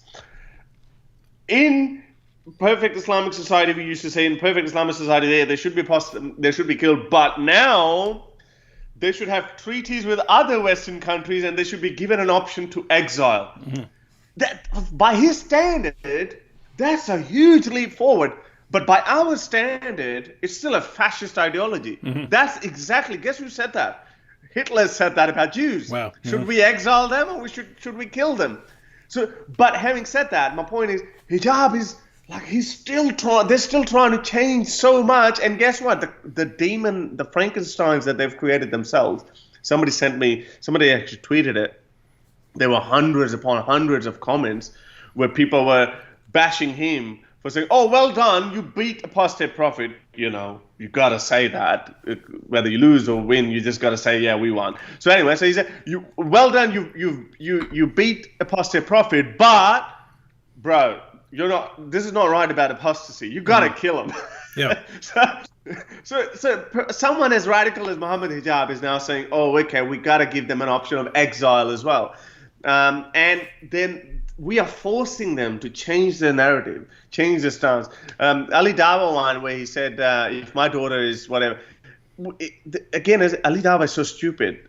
This is a trap that people are setting for him, and he just keeps walking into it. And how could he not walk into it? Because if he doesn't say it out loud, then he's publicly saying that, well, maybe Muhammad was wrong in marrying a 9-year-old girl, or some other kind of, or maybe outrightly deny that. But then we know once people start denying hadiths, then they dig a bigger hole for themselves. And which one do you believe in then? Why should we believe in your good hadiths? These guys just keep walking in the traps, and we just have to, and we don't even have to be. We don't even have to have Einsteinian intellect to work that out. You just ask Muhammad For example, there was this guy, he was a PhD student. I had this debate with him in 2018 in University of Sydney. I had a debate with him, PhD student in philosophy. I had a debate with him. Fair enough. He gave all the fine-tuning argument. I gave the traditional atheist argument. He gave the traditional God arguments, whatever. But I was like, yeah, people are not finding interest in that. I just asked him, what is the punishment for apostasy? That was it. There was white audience sitting in front of him who were being mesmerized by his, the fine-tuning argument, the ontological argument, this guy's got... But now, what is the punishment for apostasy? And he's like, I think you can watch the video. It was actually picked up by the local newspaper, actually by Daily Mail, not the local newspaper. And the clip went on for 5 minutes. He could not give a straight answer, but just at the end, he's like, yeah, you should be killed. Wow. So these are the traps. It's so simple, so easy for us to lay it out for them. Yeah, what it looks like in my mind is it's a similar situation. I've mentioned this in the past, but at the time of Philip of Macedon, the Greeks, Alexander's father. Yeah, the Greeks were pretty scared of the Persians. They understood that when the Persians come over to conquer us, if we all unite, we can take our stand and make them go back to where they came from. But they still viewed the Persian Empire as this, massive, powerful empire. And then so during the time of Philip of Macedon, these travelers kept coming back going, these Persians that you're so worried about, their forts are falling apart, their soldiers are lying around drunk. I don't think they're as strong as you really think they are. And if you have a pretty well-trained army, well-disciplined army, you could just go wreak havoc through all these guys. And Alexander the Great said, "I'll do it," and just they put destroyed up, him, like it was nothing. And that's kind of how Islam looks to me. It's specifically because they've built people's confidence in their religion upon these pillars of lies, right? If they had been honest about the holes in the narrative all the time and just said, hey guys, it's not a perfect process. Anytime you have human beings involved, it's not going to be a perfect process. Yes, it was perfect when Allah revealed it, but then it's in the hands of the human beings, and human beings make mistakes. And so of course you're going to get differences in the manuscripts, but we still believe we have an accurate reflection of what was revealed to Muhammad. And so we believe in that. If they'd said that, then that would be one thing. But because they have to make up all these claims, right? The Quran is a scientific masterpiece that's filled with these insights that are only being verified today. That sounds great as long as no one's going to go look it up. But you have pillar after pillar. Muhammad is the greatest man who ever lived. His character was perfect. The Quran is filled with these scientific insights. The Quran has been miraculously preserved right down to the letter. And every Muslim you go up to, he believes in Islam because of these things. And it's just looking at this going, these things are so false and they're so easy to refute that if you have a small, well-trained, well-studied group who knows how to just wreak havoc on these basic beliefs, you can go through there just like Alexander went through the Persian Empire and just wreak havoc on it. Look, you hit the nail on his head. I mean, as I said, the biggest strengths of Islam are turning out to be the biggest weaknesses, but only in the 21st century. As I said, if minus the social media, as you said, if you're not going to look it up, it's perfect down to the letter, no one's going to look it up. Or there's scientific miracles in the Quran. If you don't know science, fine. Then you take the claim. You're like, okay, that's fine. It must be from God. But now in the 21st century, it's very difficult to maintain that lie because someone can just look up what is the Big Bang Theory.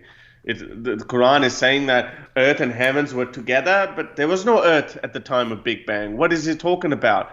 And God's throne floating above water with that. So, so people can look it up, but it worked. It worked back in the day, in the pre-internet era, when people, only there's very few smart people would go to a library and they would find one book that is actually critical of Islam. But guess what? That book has mysteriously disappeared from the library as well. So that would have worked up until, I would say, even up until 90s as well. It would have worked really well. People like Salman Rushdie and so many other great ex-Muslims, Ibn Waraq, etc., who've written about it. But their books were made, they were so demonize these guys. That when I grew up hating Salman Rushdie, I had no idea what's in that book. It was like just, this guy's he's gonna burn in hell. Guess what? He's freaking still alive, and you can't do anything to him. And then people are not gonna read the book, and they're just gonna go on with their merry life, and they're gonna say like everything's fine. But now, how are they gonna look away when you just watching a Turkish TV drama serial where you're fantasizing about your glorious Muslim past, and then a video comes up of David Wood eating a Quran like this? What are you gonna do? You're bound to click on it, and then you might feel angry, as you're right, and then people do react. This is a survival mechanism. They go like, "Oh, I have to hold on to this faith." You're right. I mean, these people. I lost count of people who used to, because I very seldom delete messages from people unless they actually tell me that, please, Harris, delete it in case your account gets compromised. I'll get compromised in Pakistan. So I seldom delete their messages. When someone sends me a message a year later, and they say, Harris, like I've changed my mind, like I thought I was preserving my faith, but I can't. I scroll up and I look at their messages where they say, a year ago, they were abusing me, they were cursing me, they were saying, oh, how dare you, blah, blah, blah. And a year later, they've changed their mind. Mm-hmm. Why? It's only because of social media. If it was just my book, if it was just my book, reading a book is difficult. Finding it is even harder. So it's easier not to look at it. It's easy to hold on to your faith. But now these guys, we're in their faces, and I think this is what frustrates people like Muhammad Hijab, and they act out. And I think it's frustrating the civilized scholars as well, like Yasir Qadhi and Shabir Ali and these guys. I mean, Yasir Qadhi, I noticed the other day, he just blocked me on Twitter. I've never been disrespectful to him. I've always been respectful whenever I've addressed him.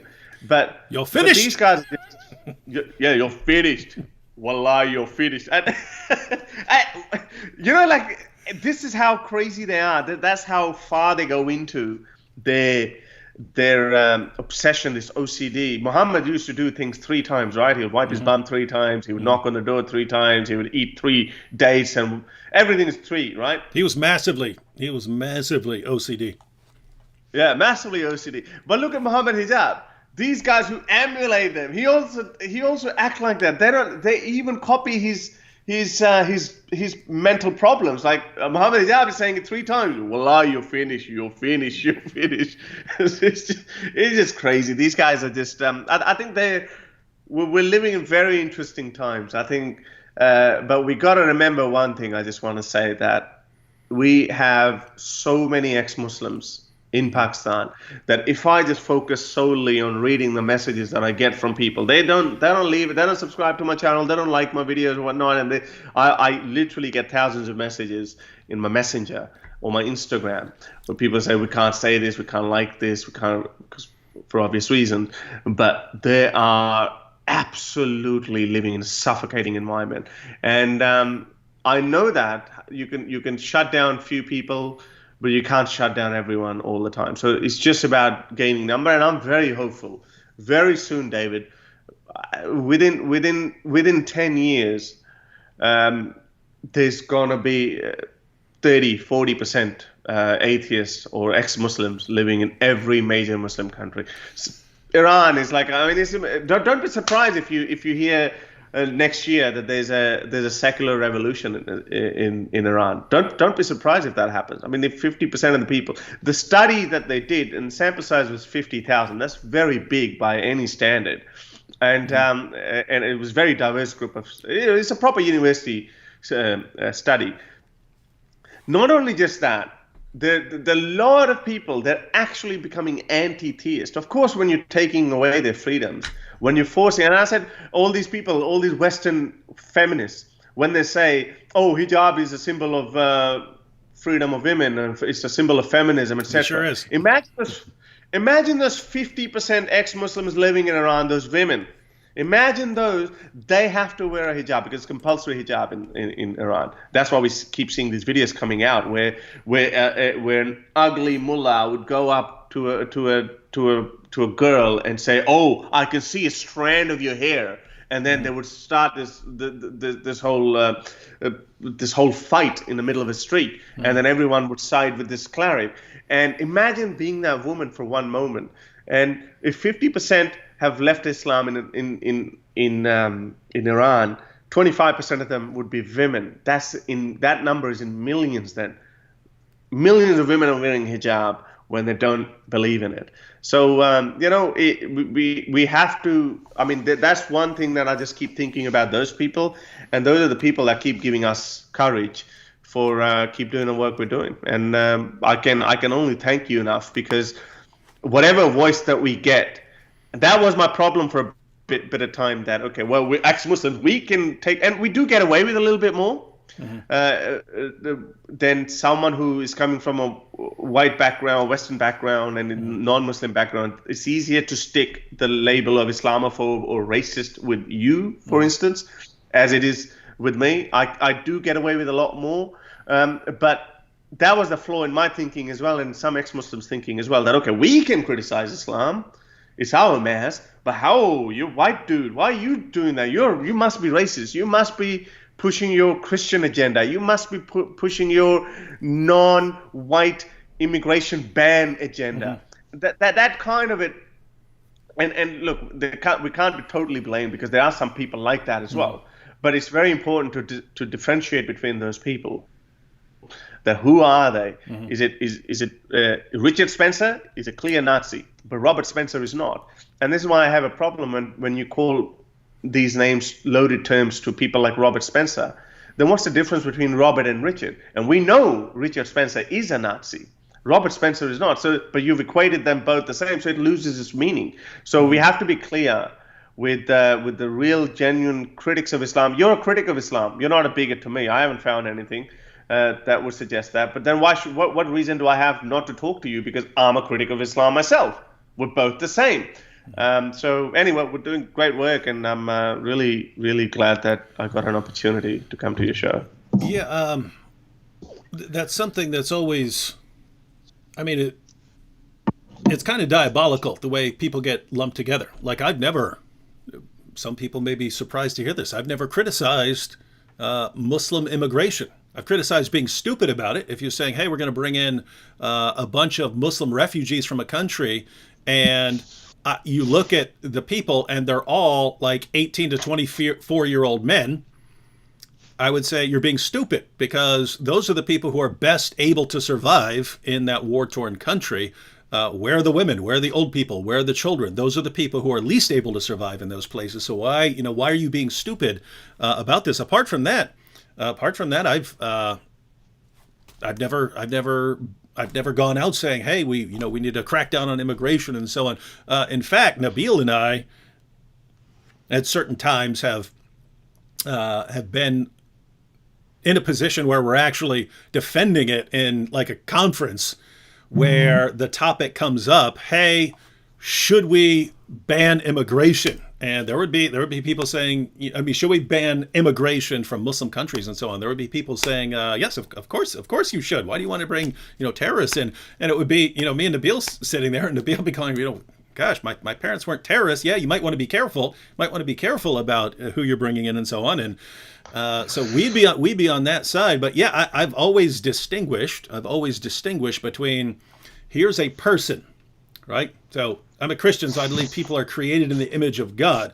But, if you just believe that living people have basic rights and so on, they're in a different category from an ideology which has no feelings and has no rights, which even an average ideology is still different from an extremely dangerous ideology that calls for your violent subjugation.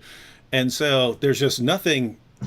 I don't get this, hey, I'm going after the ideology, because I don't just believe, oh, this ideology is a danger to me. It's bad for the Muslims themselves. It's affecting your thinking about the world. And it's not just, hey, this is bad for the world. It's bad for you Muslims. I mean, whenever we bring up Islamic terrorism, one of the first responses is, oh, but Muslims are the biggest victims of Islamic terrorism. Yeah, we know Sunnis are killing Shias and Shias are killing Sunnis. We know that. But that's kind of the point. You're not helping your case here, right? So let me get this straight. Belief in this guy who inspired his even his closest companions that when you have a disagreement, you start killing each other. You can see the first generation of Muslims were so violent that they almost annihilated themselves, right? You had Aisha, the mother of the faithful, march an army out against Ali, the commander of the faithful, right? And they're killing each other. And so, how do you not, sit back and say, guys, before we continue this campaign of violence and so on, we need to sit back and decide whether this is really true. And so before we go out killing, let's make sure we have good reasons, and let's check out the information we've been given. Has the Quran been perfectly preserved? Uh-oh, no. Is Muhammad the greatest man ever? Uh-oh, no. And then, I don't know how they don't have that. But yeah, it is, I agree with you. This is pretty much the coolest time in history as far as this goes, because as long as Islam had that ability to keep people insulated, it could just expand and expand and expand until it would be stopped by, for one reason or another. But now it's crumbling from the inside. And I don't know. It's just cool to be in this, to be part of this, right? I mean, future generations look back at this and say, hey, that's when that fell. And these are the people on the internet during this time bringing this information to people. So it's, yeah, cool times. Yeah, that's definitely very cool. Yeah. All right, you want to take a couple questions before we sign off? Yeah, sure, certainly. All right, ladies and gentlemen, if you have any questions for Harris here, this would be a good time to post any questions. I had darn it, there were some questions earlier about stuff that was going on in Pakistan. Did you follow the story of I think it was a young Christian girl who was Asia Bibi. Asia. No, not the blasphemy case. I mean apparently there was people just took her and forced it, did a forced marriage. Yeah. Oh, that's just according to the study of Human Rights Watch and Hindu Council of Pakistan, and it's been published in Dawn, which is the biggest, largest circulating English newspaper of Pakistan, Tribune, Pakistan. All these newspapers have confirmed that roughly around about 1,000 girls a year from Hindu and Christian backgrounds are kidnapped, married off against their wishes. Oh, obviously, if it's under 18, it's statutory rape, and even under 16. But these girls are 14, 13, 14. And girls, always girls, kidnapped, forced into Islam, and then they put up photos on social media, happy photos where they just with the new groom who's 30, 40 years old and this 14-year-old girl, and they're just happily ever after. They put these up on social media. So the 1,000 girls a year get kidnapped every year. That happens every year, and that's just one number. Huma, I think it was Huma's story. There was Huma. That's one Christian girl. I think that happened in Lahore. There's another one, Myra. That story was featured on Forbes. Unfortunately, that keeps happening. Courts are aware of that, but there's no legal framework. So I'll give you a bit of rundown. In 2017, Pakistan's only secularist kind of party. It's not secular, but they pretend to be. But they're better than the religious parties.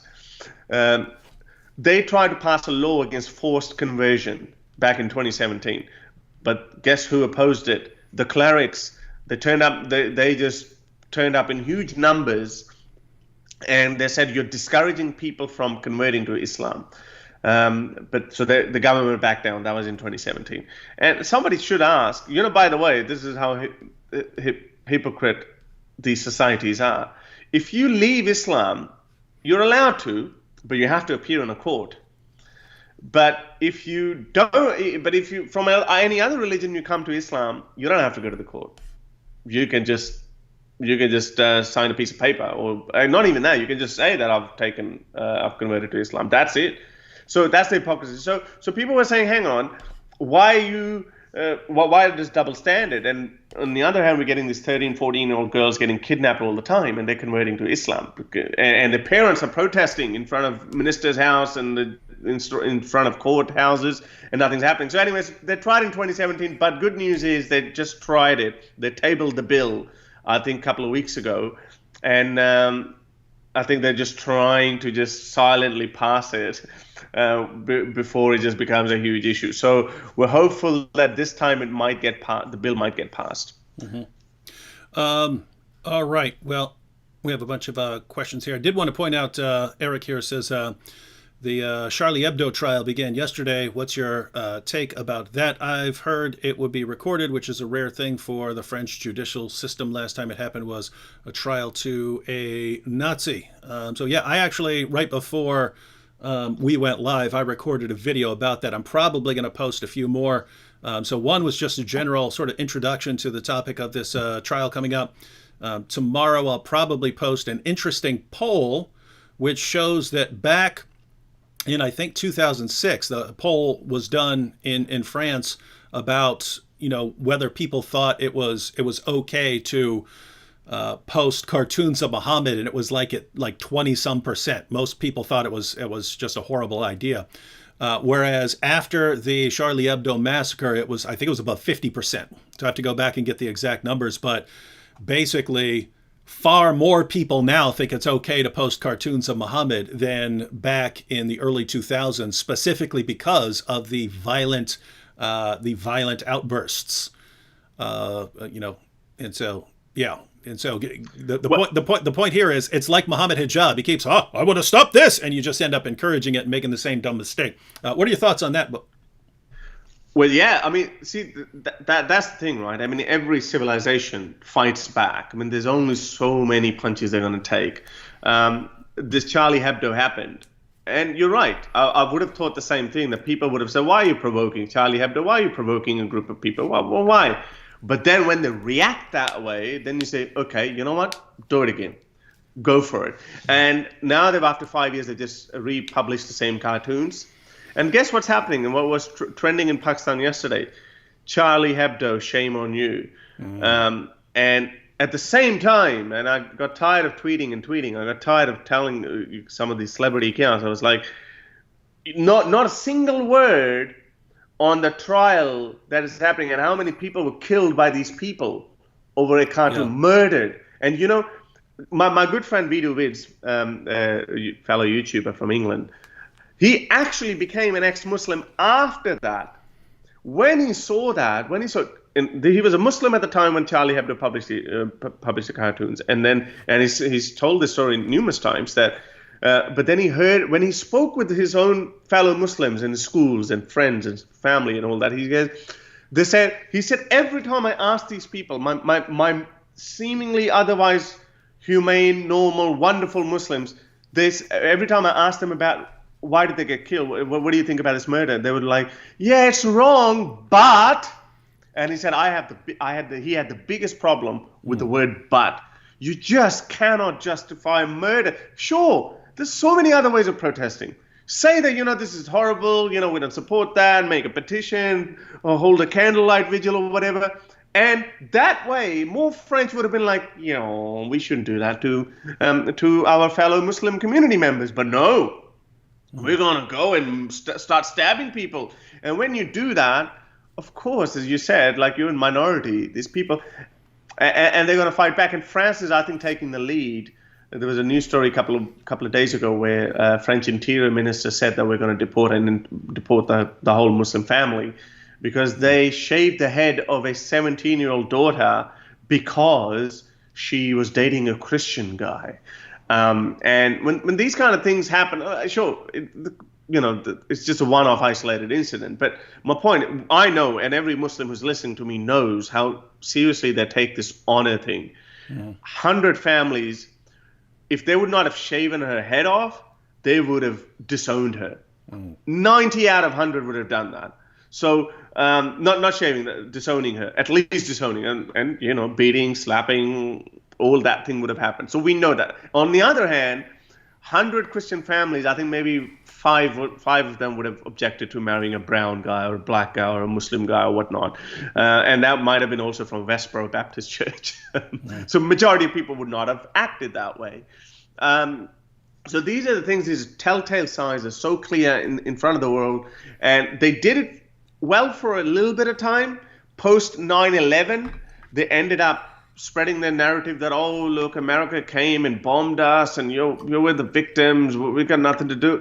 So that idea of Islamophobia kind of worked for a little bit, but it's backfiring on them. On them now. Yeah, me and AP the other day were talking about how different it is with Islamophobia now, in that 10 years ago, you're saying, hey, Islam calls for terrorism and it's, the execution of apostates and allows sex with prepubescent girls. And then the response was, no, Islam doesn't teach any of that. You're just an Islamophobe. And that's why you're being irrational and saying all these false things. Whereas now it's, yes, of course, we're going to kill you. And of course, you can have sex with 9-year-old girls. Of course, all these things. But you're an Islamophobe if you resist it. And so it's like, it's just a completely different scenario now. Lies don't survive, David. Lies like these, as I said, the biggest strengths of Islam are turning it into biggest weaknesses. And we're going to see that more and more people. The amount of people like you who've been doing this for such a long period of time, where you just give up a reference. And so many people, ordinary people, now they memorize the references. Not only they just say, "Hey, Muhammad had Muhammad has so and so sex slave," that they would give a reference. They would say Quran 4:24 says that. Mm-hmm. So that's just quite amazing. And 10 years ago, no one would have known any of this. Yeah, the times are changing. The apostate prophet has been cracking me up with all of the tons of super chats he's been sending, and I'm thinking, I keep forgetting, because I'm like, where's he getting all this money from? And then I'm like, oh, Muhammad Hijab. so AP has all these more than 100 new patrons, and so he's probably going to just spend this month going around. And I'm thinking that because that's what I've been planning too. I've been planning on getting video of me just dropping super chats on everyone's channel with, hey, this is from Muhammad Hijab. This is from Muhammad Hijab. Salt Dauget, and I'm bringing this up because there were several questions that were similar to this. Harris, what was the final straw that made you realize Islam was false? So there are several questions along these lines of kind of what was the biggest thing, because leaving Islam is usually a kind of process. And so what was the straw that?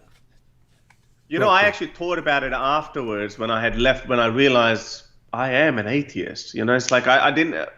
Most people I've spoken with, they can't put a date to it. Mm-hmm. So I can't put a date to it either. There were all these things happening simultaneously. My friend Vidu, the one I just spoke about, the one who doubted after Charlie Hebdo, that guy actually has a date written down. He said, that is the day when I became an ex-Muslim. And that thing had happened, about the Charlie Hebdo thing had happened, and I think that was one of the biggest things that happened. And somebody told him, hey, bro, you're talking like Richard Dawkins, you're an atheist. And then he said, maybe I am an atheist. Yes, I am an atheist. That's how he realized. I can't put a date to it. When I wrote my book afterwards, and I rewinded as far back as I could go, and as I said, that was one of the few crucial points in my life. And I accidentally read that article where this guy was critiquing Richard Dawkins. And then that started a journey. And then I'm looking into all these other arguments every day. I'm consuming that. And then I'm reading those books. But to me, I think the biggest problem, so when I wrote my book down, I pointed out three things. First of all, there's no evidence for any God. There's just no evidence. If we just talk about scientifically and philosophically, there's no empirical evidence, or even, in my opinion, no rational argument for any God either. But okay, if we ignore that aside, the second part, the moral lessons that we get from Islam are horrible. That no sane person can say, oh, there is some morality in that. I mean, the creator of billions of galaxies could not have said, just go to the neighboring village and kill their men and take their women as sex slaves. That owning sex slaves themselves. That has resonated with me for a very long period of time, because I'm a man. It should not hurt me as much as it should appeal to some females, because you can just imagine. But then obviously as men, we also have a different view of looking at it. Imagine someone come. I give this hypothetical to all the new Muslims who come to my show and they challenge me. I said, just imagine Indian forces come to your village, they kill all of your men and take your wives as slaves, and they can do whatever they want with them. How would you feel? That's literally exactly what Quran allows you. The Quran allows that. There's no two ways about it. And people like Shabir Ali made a video. There's no denying in that. By the way, that was that was the first thing I recall bothered Nabil, was going through what Sahih al-Bukhari, Sahih Muslim, and Sunan Abu Dawud said about the historical background of Surah 4, verse 24. We talked about Aisha, Muhammad and Aisha and stuff. He didn't really have a terrible problem with that. He justified it, and but he didn't tell me. He didn't tell me until later. He didn't tell me until after he became a Muslim. That, hey, when I was kind of given weak responses to that 424 stuff, he said it was tearing me up. It was tearing me up inside. I was just thinking, hey, what if my mother and my sister, who are, from a, what's considered a heretical sect of Islam, what if they conquer? What would they do? And if they weren't Muslims, then what would they be allowed to do to? Exactly. Yeah. So. Yeah, that's one thing that's bothered me, but I wouldn't say that's all of it. What was caused me, because obviously I learned Islam, a lot of it, after I was watching Dawkins and I was reading these books. The sex slavery, for example, sun and the moon have an orbit, and then the third point. Well, first was no evidence for God, second moral argument, and the scientific blunders in the Quran. I mean, sun and the moon have an orbit. There are 11 verses that say that. Day and night, and sun and moon have an orbit. I mean, and these people, when I tried to find the counter arguments and justifications of that, all I saw was these red herrings. That people just making things up. Incredible amount of mental gymnastics. And I say that if mental gymnastics was a sport in Olympics, Muslims would have won gold medals every time. The amount, and I said, why do you have to do this? It's a lot simpler to say, yeah, maybe it is nonsense. Maybe somebody did make it up 1,400 years ago. The scientific mistakes are hilarious. I've written all of that in my book in detail. I think that's one of the biggest chapter. And my other chapter about morality point. There's an argument of morality, but it's specific to Islam. I only discuss the life of character of Muhammad because he's the best guide for Muslims to follow. He is. And I've just listed the number of women he had in his lives, and that alone should just make everyone's skin crawl. That how could you? The story of Safiya, Rihanna, and Zainab, and there's just far too many. Or not even the number of women he would have in his life. The number of women he would sometimes have in one night. Pretty yeah, that's one hadith. I mean, it's embarrassing. And he had the strength of 40 men or something. Yeah, sexual strength. Yeah. I mean, Viagra, before Viagra was cool, huh? Yeah, it was. It is amazing because that's also in their view of heaven. Like, what are we going to do with all these houris? And you have these passages about Allah blessing them with eternal erections, miraculous erections, so that their penises never go limp. And it's like, wait a minute. So Muhammad is like a kind of an example of what to look forward to in his supercharged miraculous sex drive. And so. Yeah, on the issue of scientific miracles, that in my mind it's parallel to the issue of like perfect preservation. If all along you had been saying that Allah's giving revelations according to the understanding of the people at the time, and this isn't meant to be a scientific textbook or something like that, that would be one thing. But when you build the confidence in your religion upon perfect preservation, right down to the dot, right down to the letter, and miraculous scientific perfect insights that are only being verified today, they keep setting the bar so high that 5 minutes of research just brings everything crashing. That argument is so weak. Argument is so weak it doesn't work. First of all, if they say that God was only speaking with the desert dwellers at the time, then the point is, why is he talking about it in the first place? And the second point is, it means that the book is not eternal and for all times and all people. So it was only for the group of people. And as I said, why was he talking about it at all, that he created earth and heaven in 6 days? Oh, no, it wasn't 6 days as in our days. Okay, then what days is he talking about? Is he talking about Martian days, or is he talking about Jupiter, Juno days, or what is he talking about? Why would he be talking about some other days? So it just doesn't work, and it becomes very clear to any person, even if he's a believer at that time, it's very easy to shake their faith just a little bit. And you're right. When you shake them a little bit, some butthurt people come to my comment and they say, Harris, after watching your videos, my iman, my faith has strengthened tenfold. I'm like, yeah, all right, bro. You're just saying that because you're trying to reassert that your faith is intact. You're trying to reassert that. You're telling yourself, no, I still have faith, but you don't. Yeah, that's what I was mentioning earlier about this sort of compensating this. All right, I didn't know this before, and this is bothering me. Therefore, let me compensate by you've made me a much stronger Muslim. Here's a related. Wasn't going to post this one, but since you were talking about this, I guess to get your views, we are getting questions like this. Techno guy, well, oh no, actually he directed this towards me, I think. But since you're here, how will you deal with a Muslim who says sex slavery and pedophilia is perfectly moral? And maybe the reason for this is we just had a Muslim on with us, Dr. Shuaib Syed, who's I think he's like cousins or something with Zakir Naik, but he's a popular Muslim apologist in India. But he said we were going through the issue of sex captives and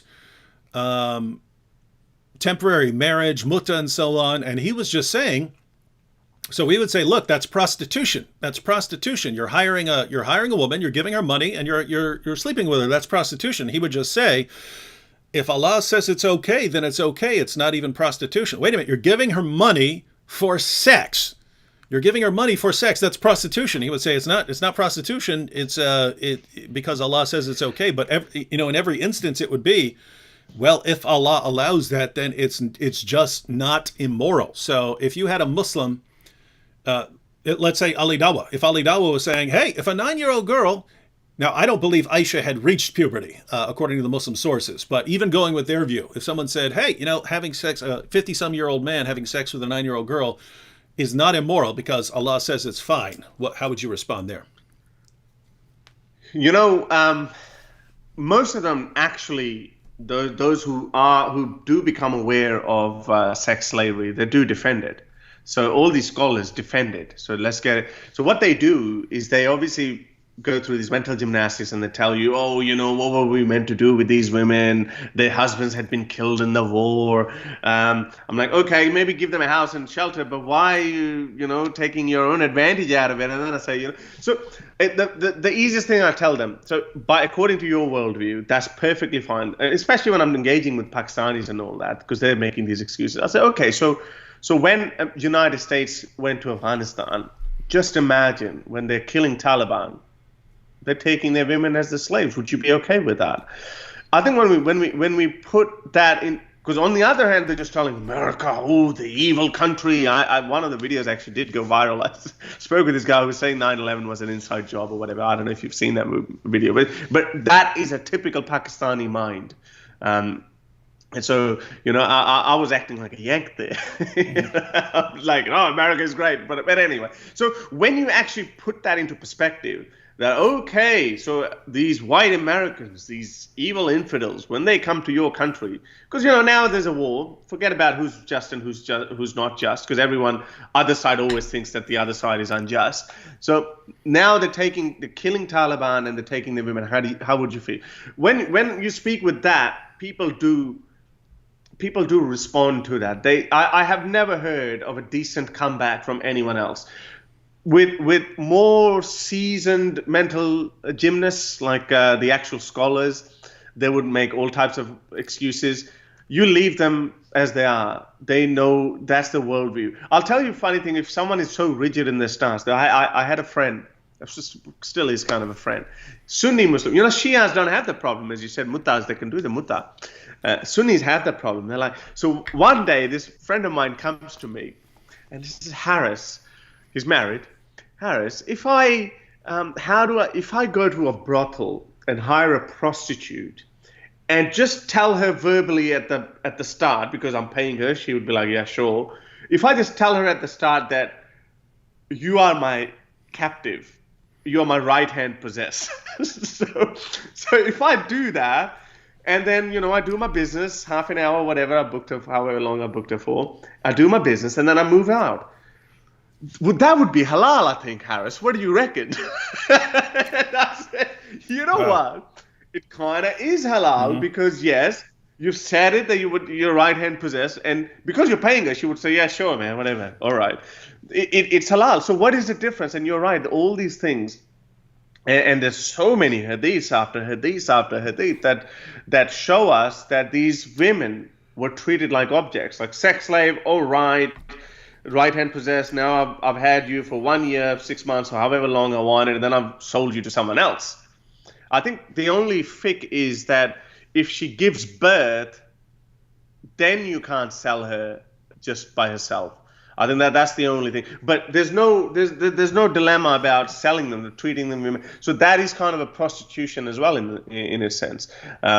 So I think the only thing we can do is just build a human connection. Just tell them that if United States does that, kill the bad guy, take their women. But on the other hand, what America does is like, try to rehabilitate, try to build infrastructure there. That's the level how far humanity has gone. But the book that they're dealing with 1400 years ago, that's a simple solution. Take their women and you use them for your own sexual pleasure. And not only just that, they actually say, we're actually doing women the service.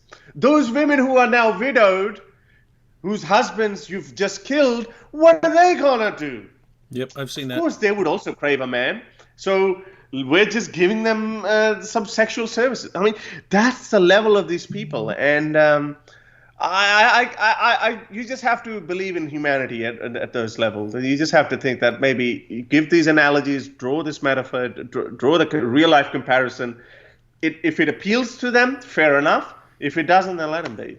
I reckon it does. I reckon it works on them at some point. Yeah. So I guess it would just be. So I guess your approach here would just be to keep bringing up more and more issues until one of them sticks, right? Where they go, nope, that is wrong. Oh yeah.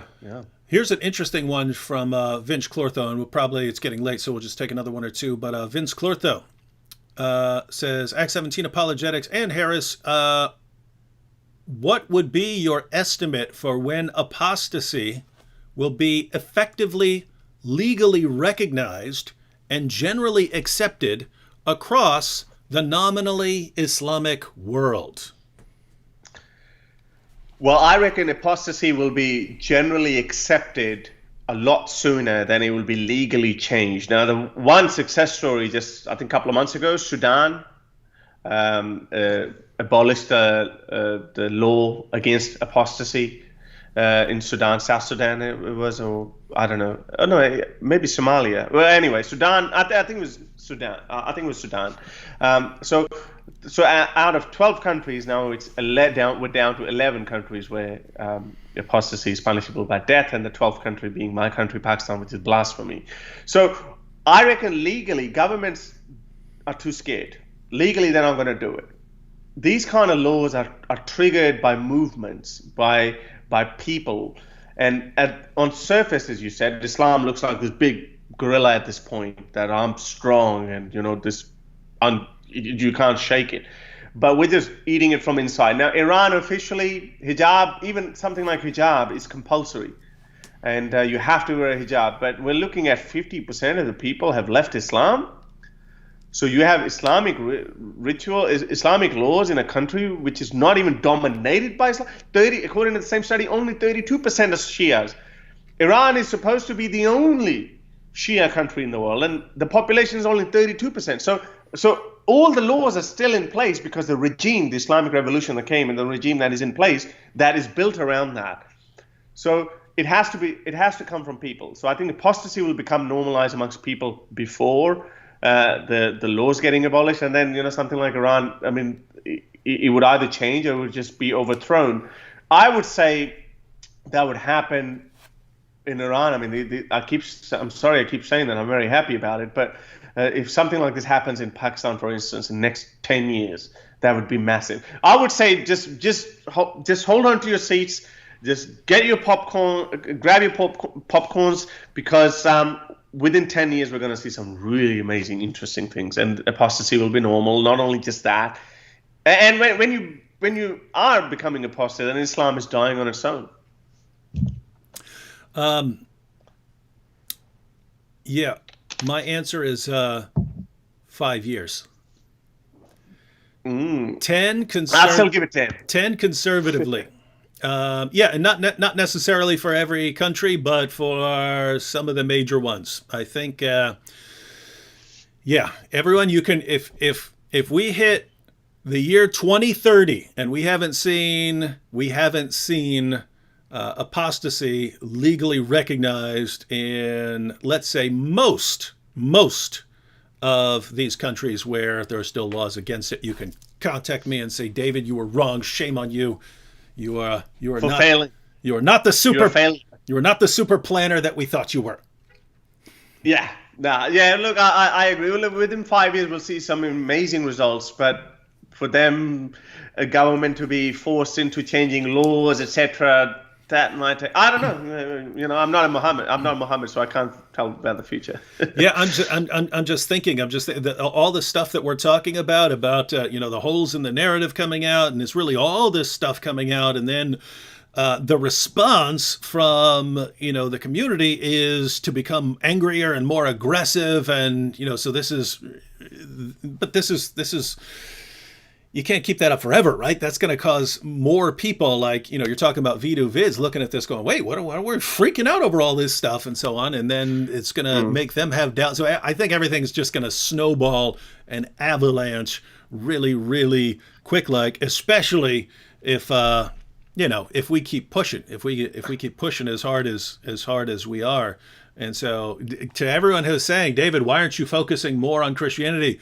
This is I'm trying to. You're doing God's work. Yeah, I want everyone united on breaking those power structures that keep people intellectually oppressed, so that they can't even think about any of this stuff, or they can't even have an honest conversation about it without being accused of blasphemy and so on.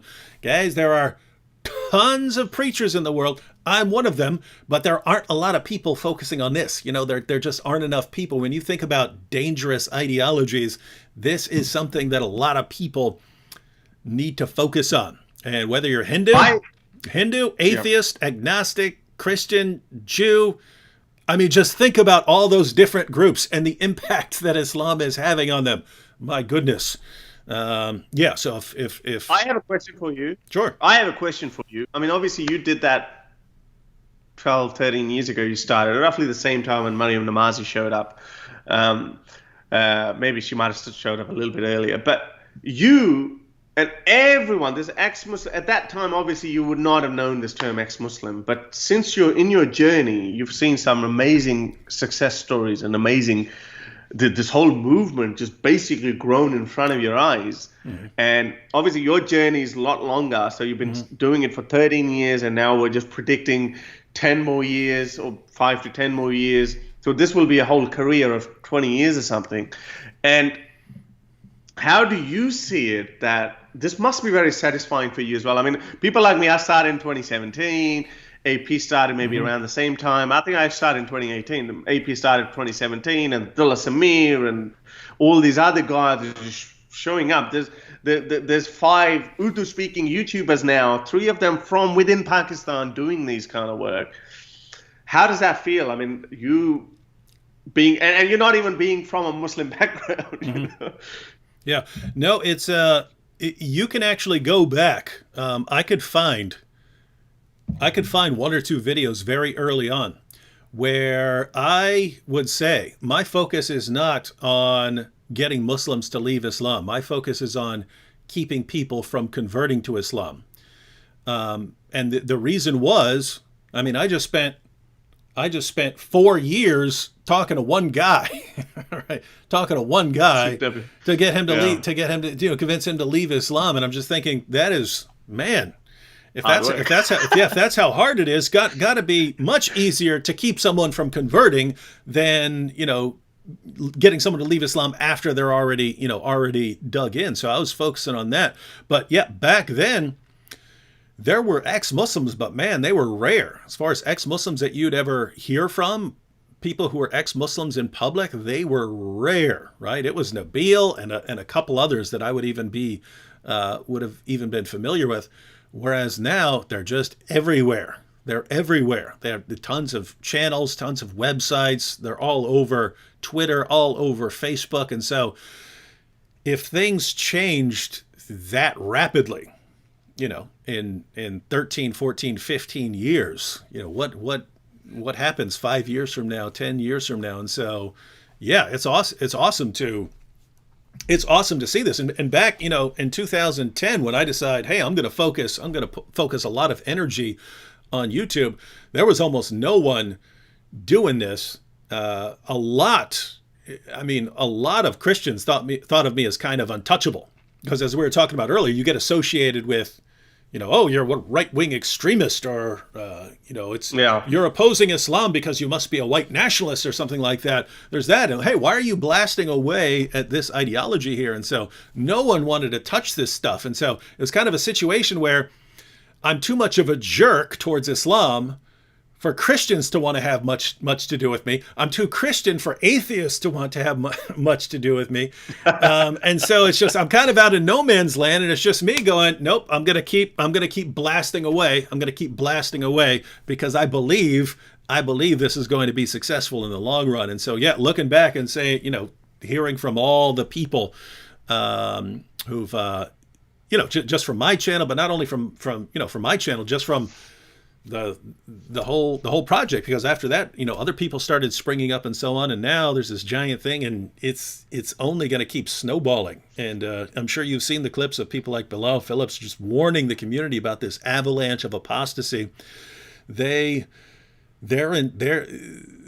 Muslim leaders, they're in trouble right now, because they recognize what's coming. They've got all these people coming to them with their doubts, and you've got people like Yasser Qadi and Shabir Ali, and they saw, hey, the religion's been propped up on these lies, so we kind of need to ease Muslims into the idea that there are differences in these manuscripts. We kind of have to let that out there, because we can't keep building it on lies. And so they both ease it in there. And there's this huge backlash against them. How dare you? You're causing doubt and so on. And so the Muslim community largely responds, no, we've got our myth, and you don't get to shatter our myth. But guys, the comments are already out there. They've already admitted it. And so just looking, and then looking at, hijab and Ali Dawa and these guys freaking out left and right. And I'm just looking back going, wow, it's finally happening. So, yeah. Pretty And awesome. these are just the guys who are actually in front of you, like Hijab and Ali Dawa. But there was an Eid festival, not this animal slaughtering one, but the one before, 2 months prior to that. There was an Eid festival, obviously in the Muslim world, and one of the guys actually recorded a video. He said, Harris, I've never ever heard these guys crap on atheists ever before. These local clerics.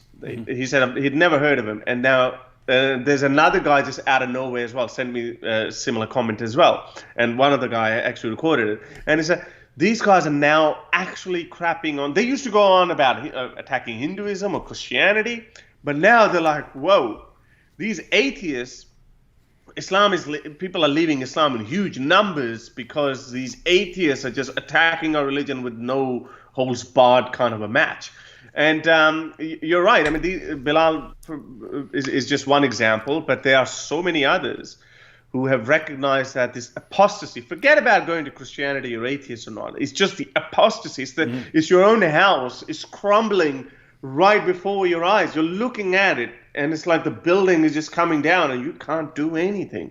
You go close to it, you might get buried in it yourself. So definitely very interesting times. But and you obviously as you were saying earlier, that when people look back and they're like, oh yeah, these were the people who did that, you would be right up there at the top because despite the fact, one thing that I really hope that you would have achieved in that one as well. Obviously, you achieved in turning waking up a lot of Muslims. So many ex-Muslims are telling me, "Oh, David would change me." But the other thing that I hope that you have had some sort of success is that these white Christian women, white women who convert to Islam. Islam has a big fetish, as you know, in converting people, and especially the women. Women, why not the women? So. I've had so many women contact me and they say, yeah, and most of the time it's because they convert to Islam because they're in love with some dude, and then he says, oh yeah, you got to convert to Islam, and then they leave, and then they leave them, and then they're like, and then these women are like, oh, okay. At that time, those women struggle. Now that chapter is closed, should they move on, go back to the original line? But people generally don't like to go back. Life is actually moving forward. Mm-hmm. So some of the women actually stay in Islam, even though the reason why they had become Muslim is gone. But then we are also seeing a surge of these women who are actually becoming white ex-Muslims. Mm-hmm. And some of these ex-Muslim women who just say, I'm an ex-Muslim too, and some Muslims are not even taking them seriously. That's how bitter they are. They say, oh, you were never even a Muslim to begin with. You were a Christian and then you converted to Islam. Yeah. But I think the challenge that we have, I've been speaking with one of my patrons, and actually no, he told me not to talk about this, but there's so many stories where people, I hope you have some sort of success in actually preventing women to actually going towards Islam, because I do get a lot of messages now from white women. And you say this about Islam, but my boyfriend is saying this about Islam. And then I say, well, go and ask him this. Go and ask him this, what it says here. And but because at that time they're in love, they want to get married, they just don't listen to me. But then there was one Australian woman who did that, and then 2 years later she just contacted me, and I told her, I said, don't do it. This guy was Pakistani, and she was saying, I'm going to Pakistan, live with him happily ever after over there. I said, don't do it. Don't do it. So, but she's like, she just, I think she never responded to me. And then just last month, I remember she messaged me and she said that she came back to Australia, that didn't work out. And but then she was still defending Islam, but she was saying, I'm still a Muslim, but it's just a journey. But I hope you get those messages too from women about that. And what are you doing about preventing them, since given that you said that was your original goal, to stop people from converting to Islam? No, I hear tons of messages that are along those lines as well. I usually don't post those, but sometimes I'll make compilation videos just reading out comments from people who've left Islam. Like I said, I usually don't post the messages from people who said, hey, I was about to convert to Islam, and then then I saw this from your videos. But it's kind of a mixed group, because you get messages from people saying, yeah, I was about to convert to Islam, and thank you for what I learned from your videos, but also from people who don't listen. And then I hear from them later. One was me and Sam Shamoun actually sat down with a young woman and a Muslim who was actually getting her to become his second wife. So she had converted based on all this all this information, and she was converting. She had already converted to Islam, but now she was going to be his second wife. So not legally recognized in the United States, but there'd be an Islamic ceremony, and so she actually didn't listen to us. She became his second wife. And then, it was several years later. Hey, you're right. I told you so. Well, no, that was actually a cool situation because, there was never any legally binding ceremony. So, they had their Islamic divorce, and she had custody of the kid, and she's a Christian now. But those are the situations. It's like, guys, why are you jumping into this? If we're right, you're going to be in a lot of pain. So you might want to think about this before you jump into this. Also, me and the Apostate Prophet, we've talked about this recently, where we actually want to make videos along the lines of, before you convert to Islam, watch this. and it's basically, good rundown of, hey, if you're converting, if you're about to convert to Islam, watch this specifically for something that, if your friend's about to convert to Islam or your family member's about to convert to Islam, you're going to be looking, what do I, you're going to be scrambling at the last second. Gosh, he's about to go and convert. What do I do? And so we kind of want to have videos. Just sit down with your friend, watch this video. Possibly, he's free to convert if he wants to convert, but try and sit down with him and go through this stuff. And it's going to be, hey, if you're about to convert, you've probably been told this, and this. Let's take a quick look at this. Hey, it's a big decision. At least you could do is spend 10 minutes going through this and go through the evidence. But yep. There's there's a TV show. It's called Banged Up Abroad. I don't know what it's called in America. There's an American version too. I think Locked Up Abroad is something. So where these people go and they're on a holiday, they're down, their cars are down, they're poor, and they're going through depression or whatnot, and then someone approaches and says, hey, do you want 10 grand? Just make a trip to this South American country and then come back to whatever, and then, I'll give you 10 grand. You're like, why are you doing this just for 10 grand? And then, these people go there and then they get arrested, and then they spend 10 years in prison, and then the whole show is about their journey inside the cell. Same like that with these people. There are two types of converts. The first is obviously, some dude who's just had a very nice friend, and he's angry, he's just going through some other life problems, and he blames the West and he blames Christianity if that's his background. Then he says, okay, I'm going to find a new life. You white folks, you guys do this kind of thing. You went into Kabbalah, and then you go into yogism, and all that kind of crap. But so then they go, okay, Islam became fashion. Mike Tyson and all these guys that become okay. So and then the other type is women who fall in love. With those are the ones I think the hardest one.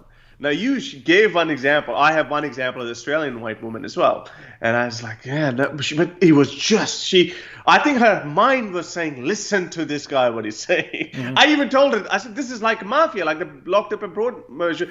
You're going in and there's no way out. Apostasy is punishable by death. Why would anyone go in that?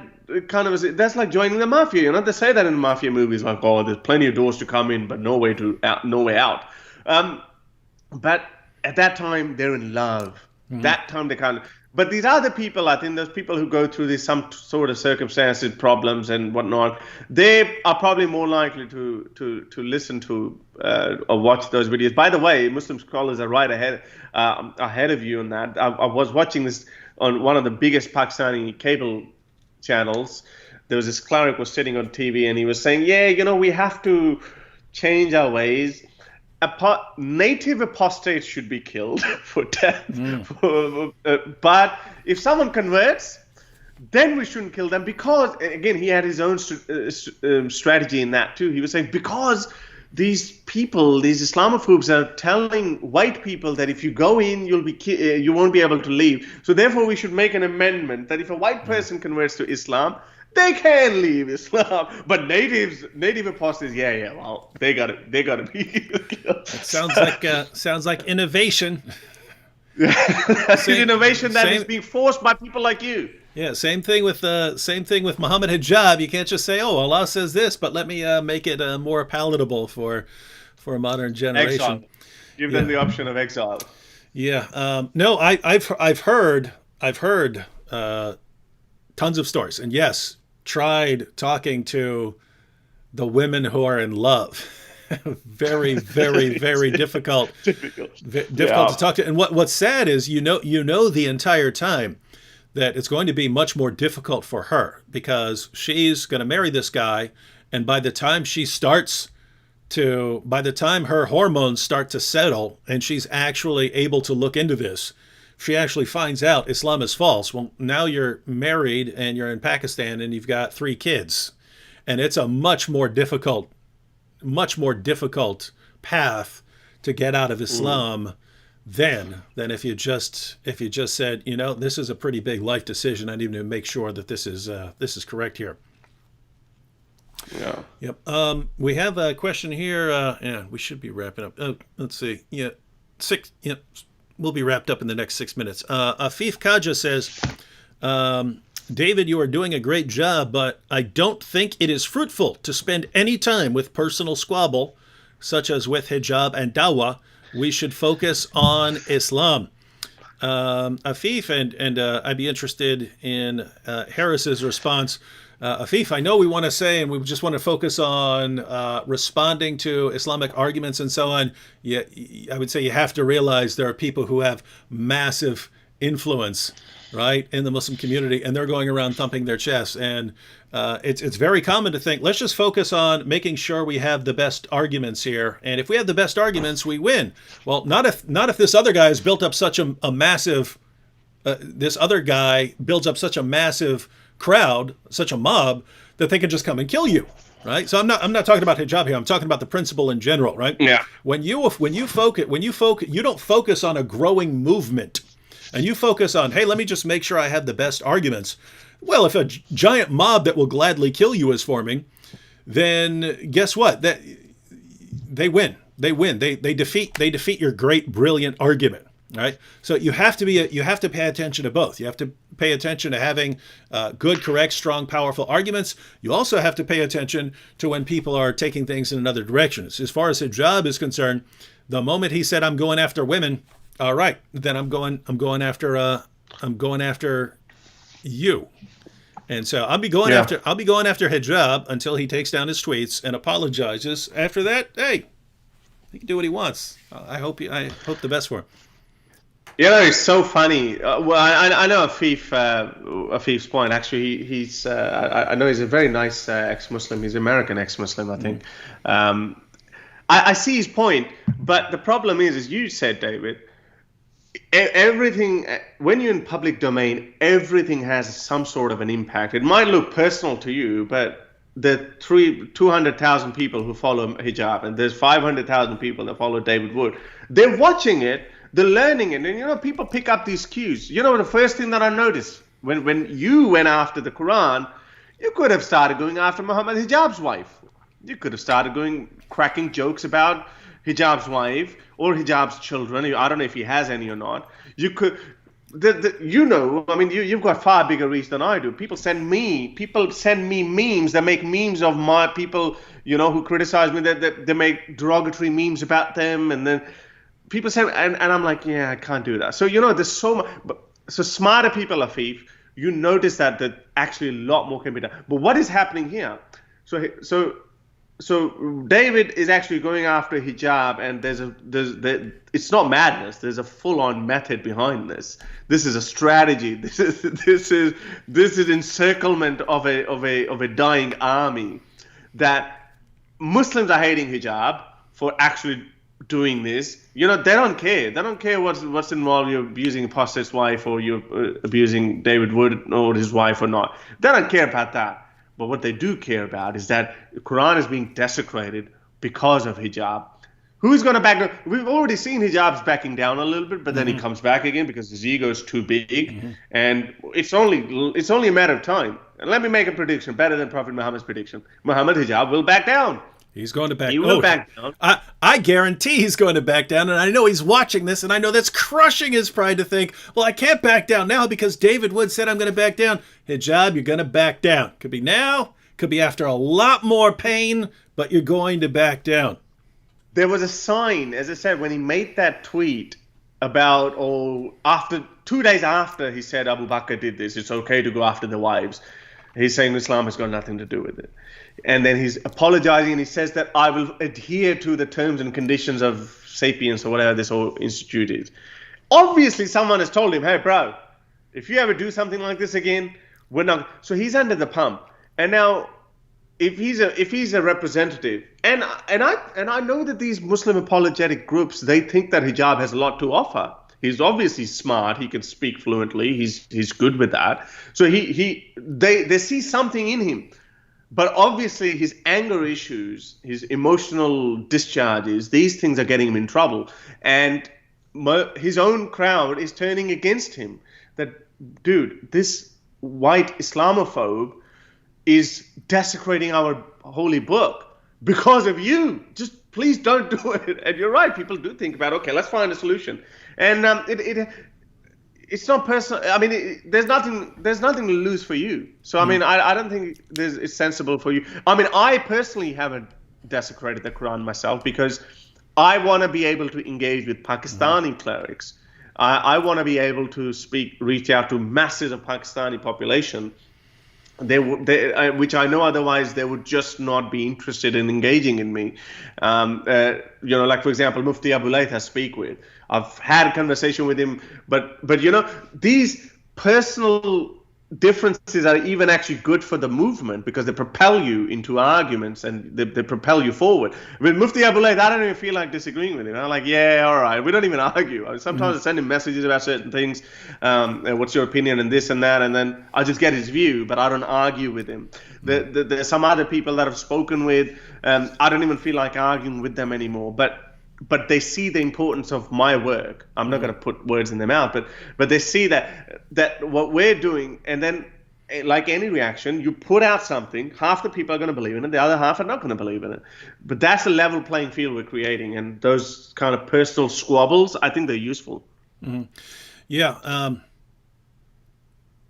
I agree completely. And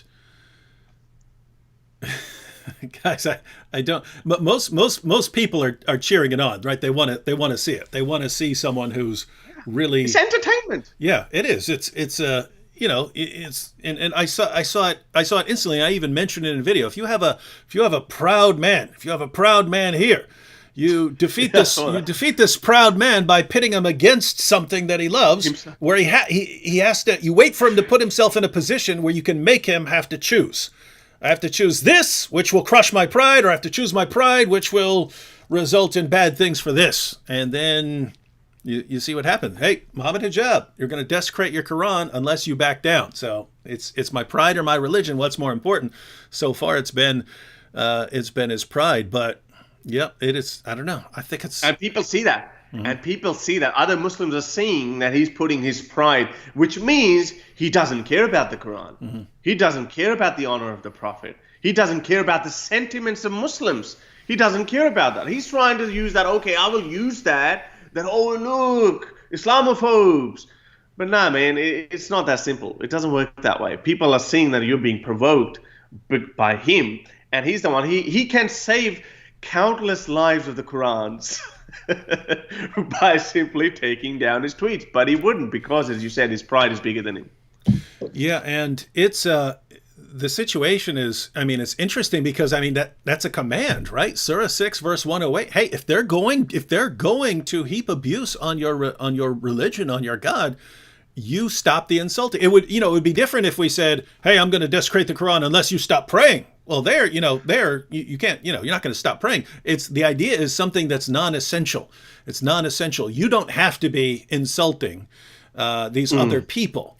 But so if you're doing something non-essential and that non-essential thing is going to cause people to heap abuse on Allah or on your religion, you stop what you're doing. And so the Quran actually gives us an ability to order people to do something. But I mean, notice that the early Muslims were, and including Muhammad, were in this exact same position. They were insulting the gods and goddesses and the idols of the pagans. They repeatedly tried to get Muhammad to stop. Muhammad wouldn't stop. They tried to negotiate. That didn't work. Finally, it got to the point where they said, you stop or we're going to insult Allah.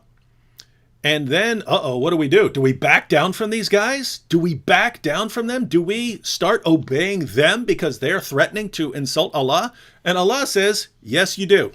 You back down right now. You stop insulting that. You do what they're telling you to do because that's how important your religion, the honor of Allah is supposed to be to you. That's how important it is. Back down. Don't care if it hurts your pride. And it's just amazing. You've got Muhammad Hijab reading the same Quran and saying, yes, Muhammad himself back down from insulting these guys when he was being ordered. Muhammad himself was humble enough to say, I'm choosing my religion over my pride. And yet hijab is just greater. He's greater. There's a Sahih hadith as well that Muhammad said that do not curse the gods of others so they do not curse your gods. Yep. There's a Sahih Hadith as well. So, yeah, I mean, hijab. People see that. People see that, and that's again is working for you, not for hijab. You don't have That's to. You know the worst thing. You know the helplessness that they have. Hijab, as arrogant as a malevolent bully he is, he inside he's like, man, I wish I could burn the Bible. And even if he could, it wouldn't hurt you. But again, we know humans react that way. Especially people like Hijab himself. They're like, okay, I want to get even with you. But he can't because, other Muslims would not approve of that either.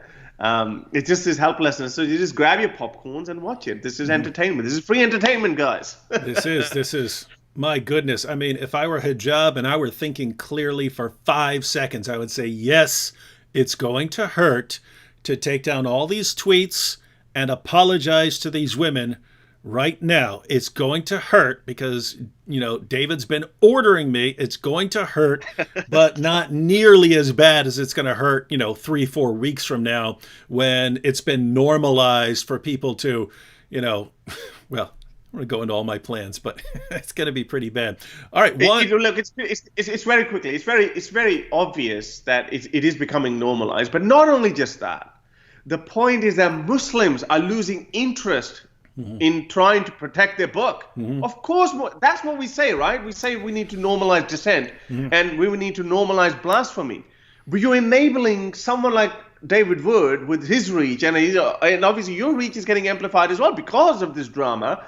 More and more Muslims are going to be like, yeah, okay, these people do this every day. So before you know it, even Muslims won't be outraged over this. So they wouldn't care. So, thank you very much, Hijab. I think that's a long-term good benefit out of this whole thing is that Hijab has enabled us, is that people are just not going to care. They become desensitized to it. Yeah, and that's what's going to happen unless they really just stop trying to thug out and start trying to negotiate some terms and learn how to deal with some people in a really nice way very quickly. That's where this is headed. But one other thing that's going to come out of this is, again, eventually when hijab is forced, not by me, he will either be forced by his own decision or he will be forced by the Muslim community to back down. When that eventually happens, if he makes this take a long time, I'm going to make sure everyone knows. You see, notice, here's the most arrogant, most proud man in the entire world, and you're able to control his behavior when he starts insulting and heaping abuse on women. So take note. Again, you can't say, hey, stop praying or stop believing in Allah or stop doing this or stop doing that. If someone's heaping abuse on you, if someone's insulting, you can actually order a Muslim to stop and make him stop using this methodology that we find in the Muslim sources. And guys, Muslims, hijab, Ali Dawah, trust me, you don't want that method becoming popularized, but I will popularize it if you don't stop. All right, so we have to take off now, but one final question, just because tons of people, probably most of my viewers are Christians, so lots of people were asking questions along the lines of Christianity, things like that. So I'd be kind of they're going to be mad if I don't at least ask one question here. So Harris, do you oppose Christianity? I picked this one because it's interesting because I'm thinking about different kinds of ex-Muslims. So it says, Harris, do you oppose Christianity? What would be your point of view on the topic? And so I think the idea here is you've got a spectrum, right? So among atheist ex-Muslims, there's kind of a spectrum. And sort of on one end, you've got like the apostate prophet who says, I don't care. I don't care what people believe. I don't care about Christianity. I don't care about, I just do not want Islam taking over. That's it. That's the one thing that I'm opposed to. I don't care much else. And then kind of at the other end,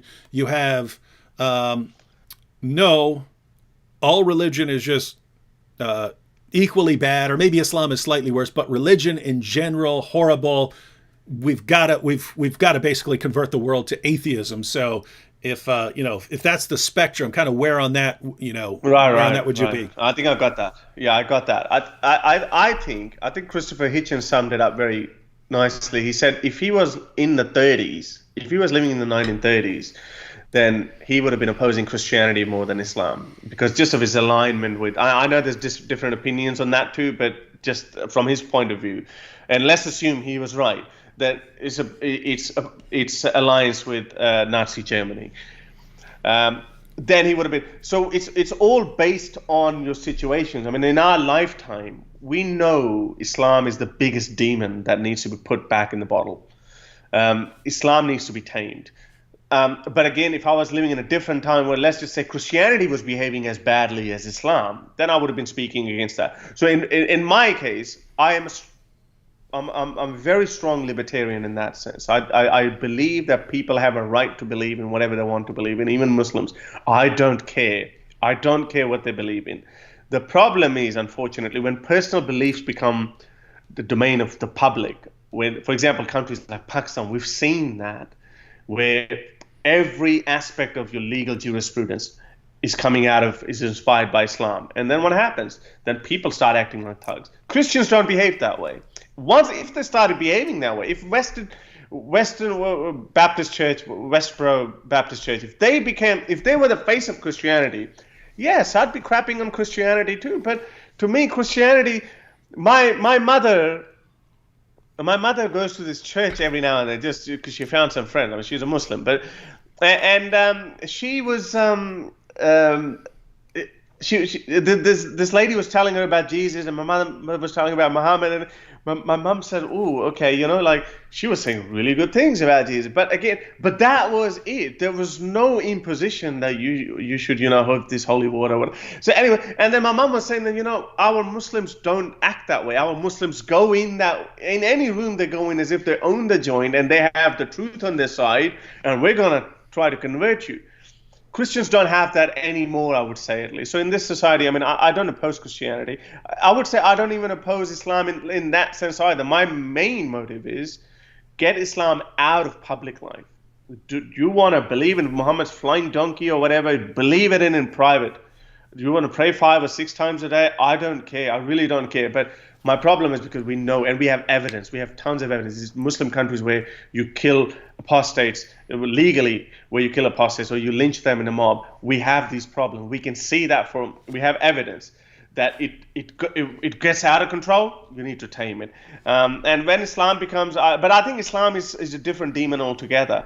It is either a dominant, it would live dominantly, or it would die out. There's no middle ground for it like there is for Christianity. Christianity has found a way to survive in the hearts of believers and whatnot, but it doesn't impose itself on you. And all the Western countries, all the Christian countries are secular countries. Why is Islam not like that? There's only one example, Turkey, and that seems like it's going back as well. It's going so back. Islam either dominates or it dies out. So I think and I don't care about whether it dies out or not. As I said, I don't care. If it dies out, fine. But if otherwise, you can become like Christianity. Don't impose yourself on states. Don't make laws around it. I don't care. All right, and apart from that, I'm getting requests to eat the Quran. Not going to eat the Quran in this video, but you stay tuned, because I will be eating the Quran again very soon. I will be taking unless Mohammed Hijab changes his mind, but I'll have an entire live stream where I take requests from viewers on which verses to eat, and we'll discuss why those verses are being consumed with beer. How do you digest so much crap? I've heard of junk food, but you're taking it to a whole new level. Yep, you got to do it. Sometimes you got to do it. But nope, once you get a taste for Quran, once you get a taste for the Quran, you start wanting it. You start wanting to chew it up more, much more so than reading it. All right, thanks to Harris Sultan, and again, the link to his YouTube channel is in the description box, and the link to his book on Amazon also in the description box. And thank you very much for having me. And by the way, there are 2 channels. I think obviously if the audience is mostly Western, then obviously just go to my English channel, which is Harris Sultan. But if you are from India or Pakistan, you do understand Urdu and Hindi, please go to my Pakistani Mulhid channel. That's very interesting. As I said earlier, we have had 2.5 million views. There are celebrities talking about me under their breath. That people have without mentioning me by name. That's the double-edged sword for them. If they mention Haris Sultan, then they go to your site.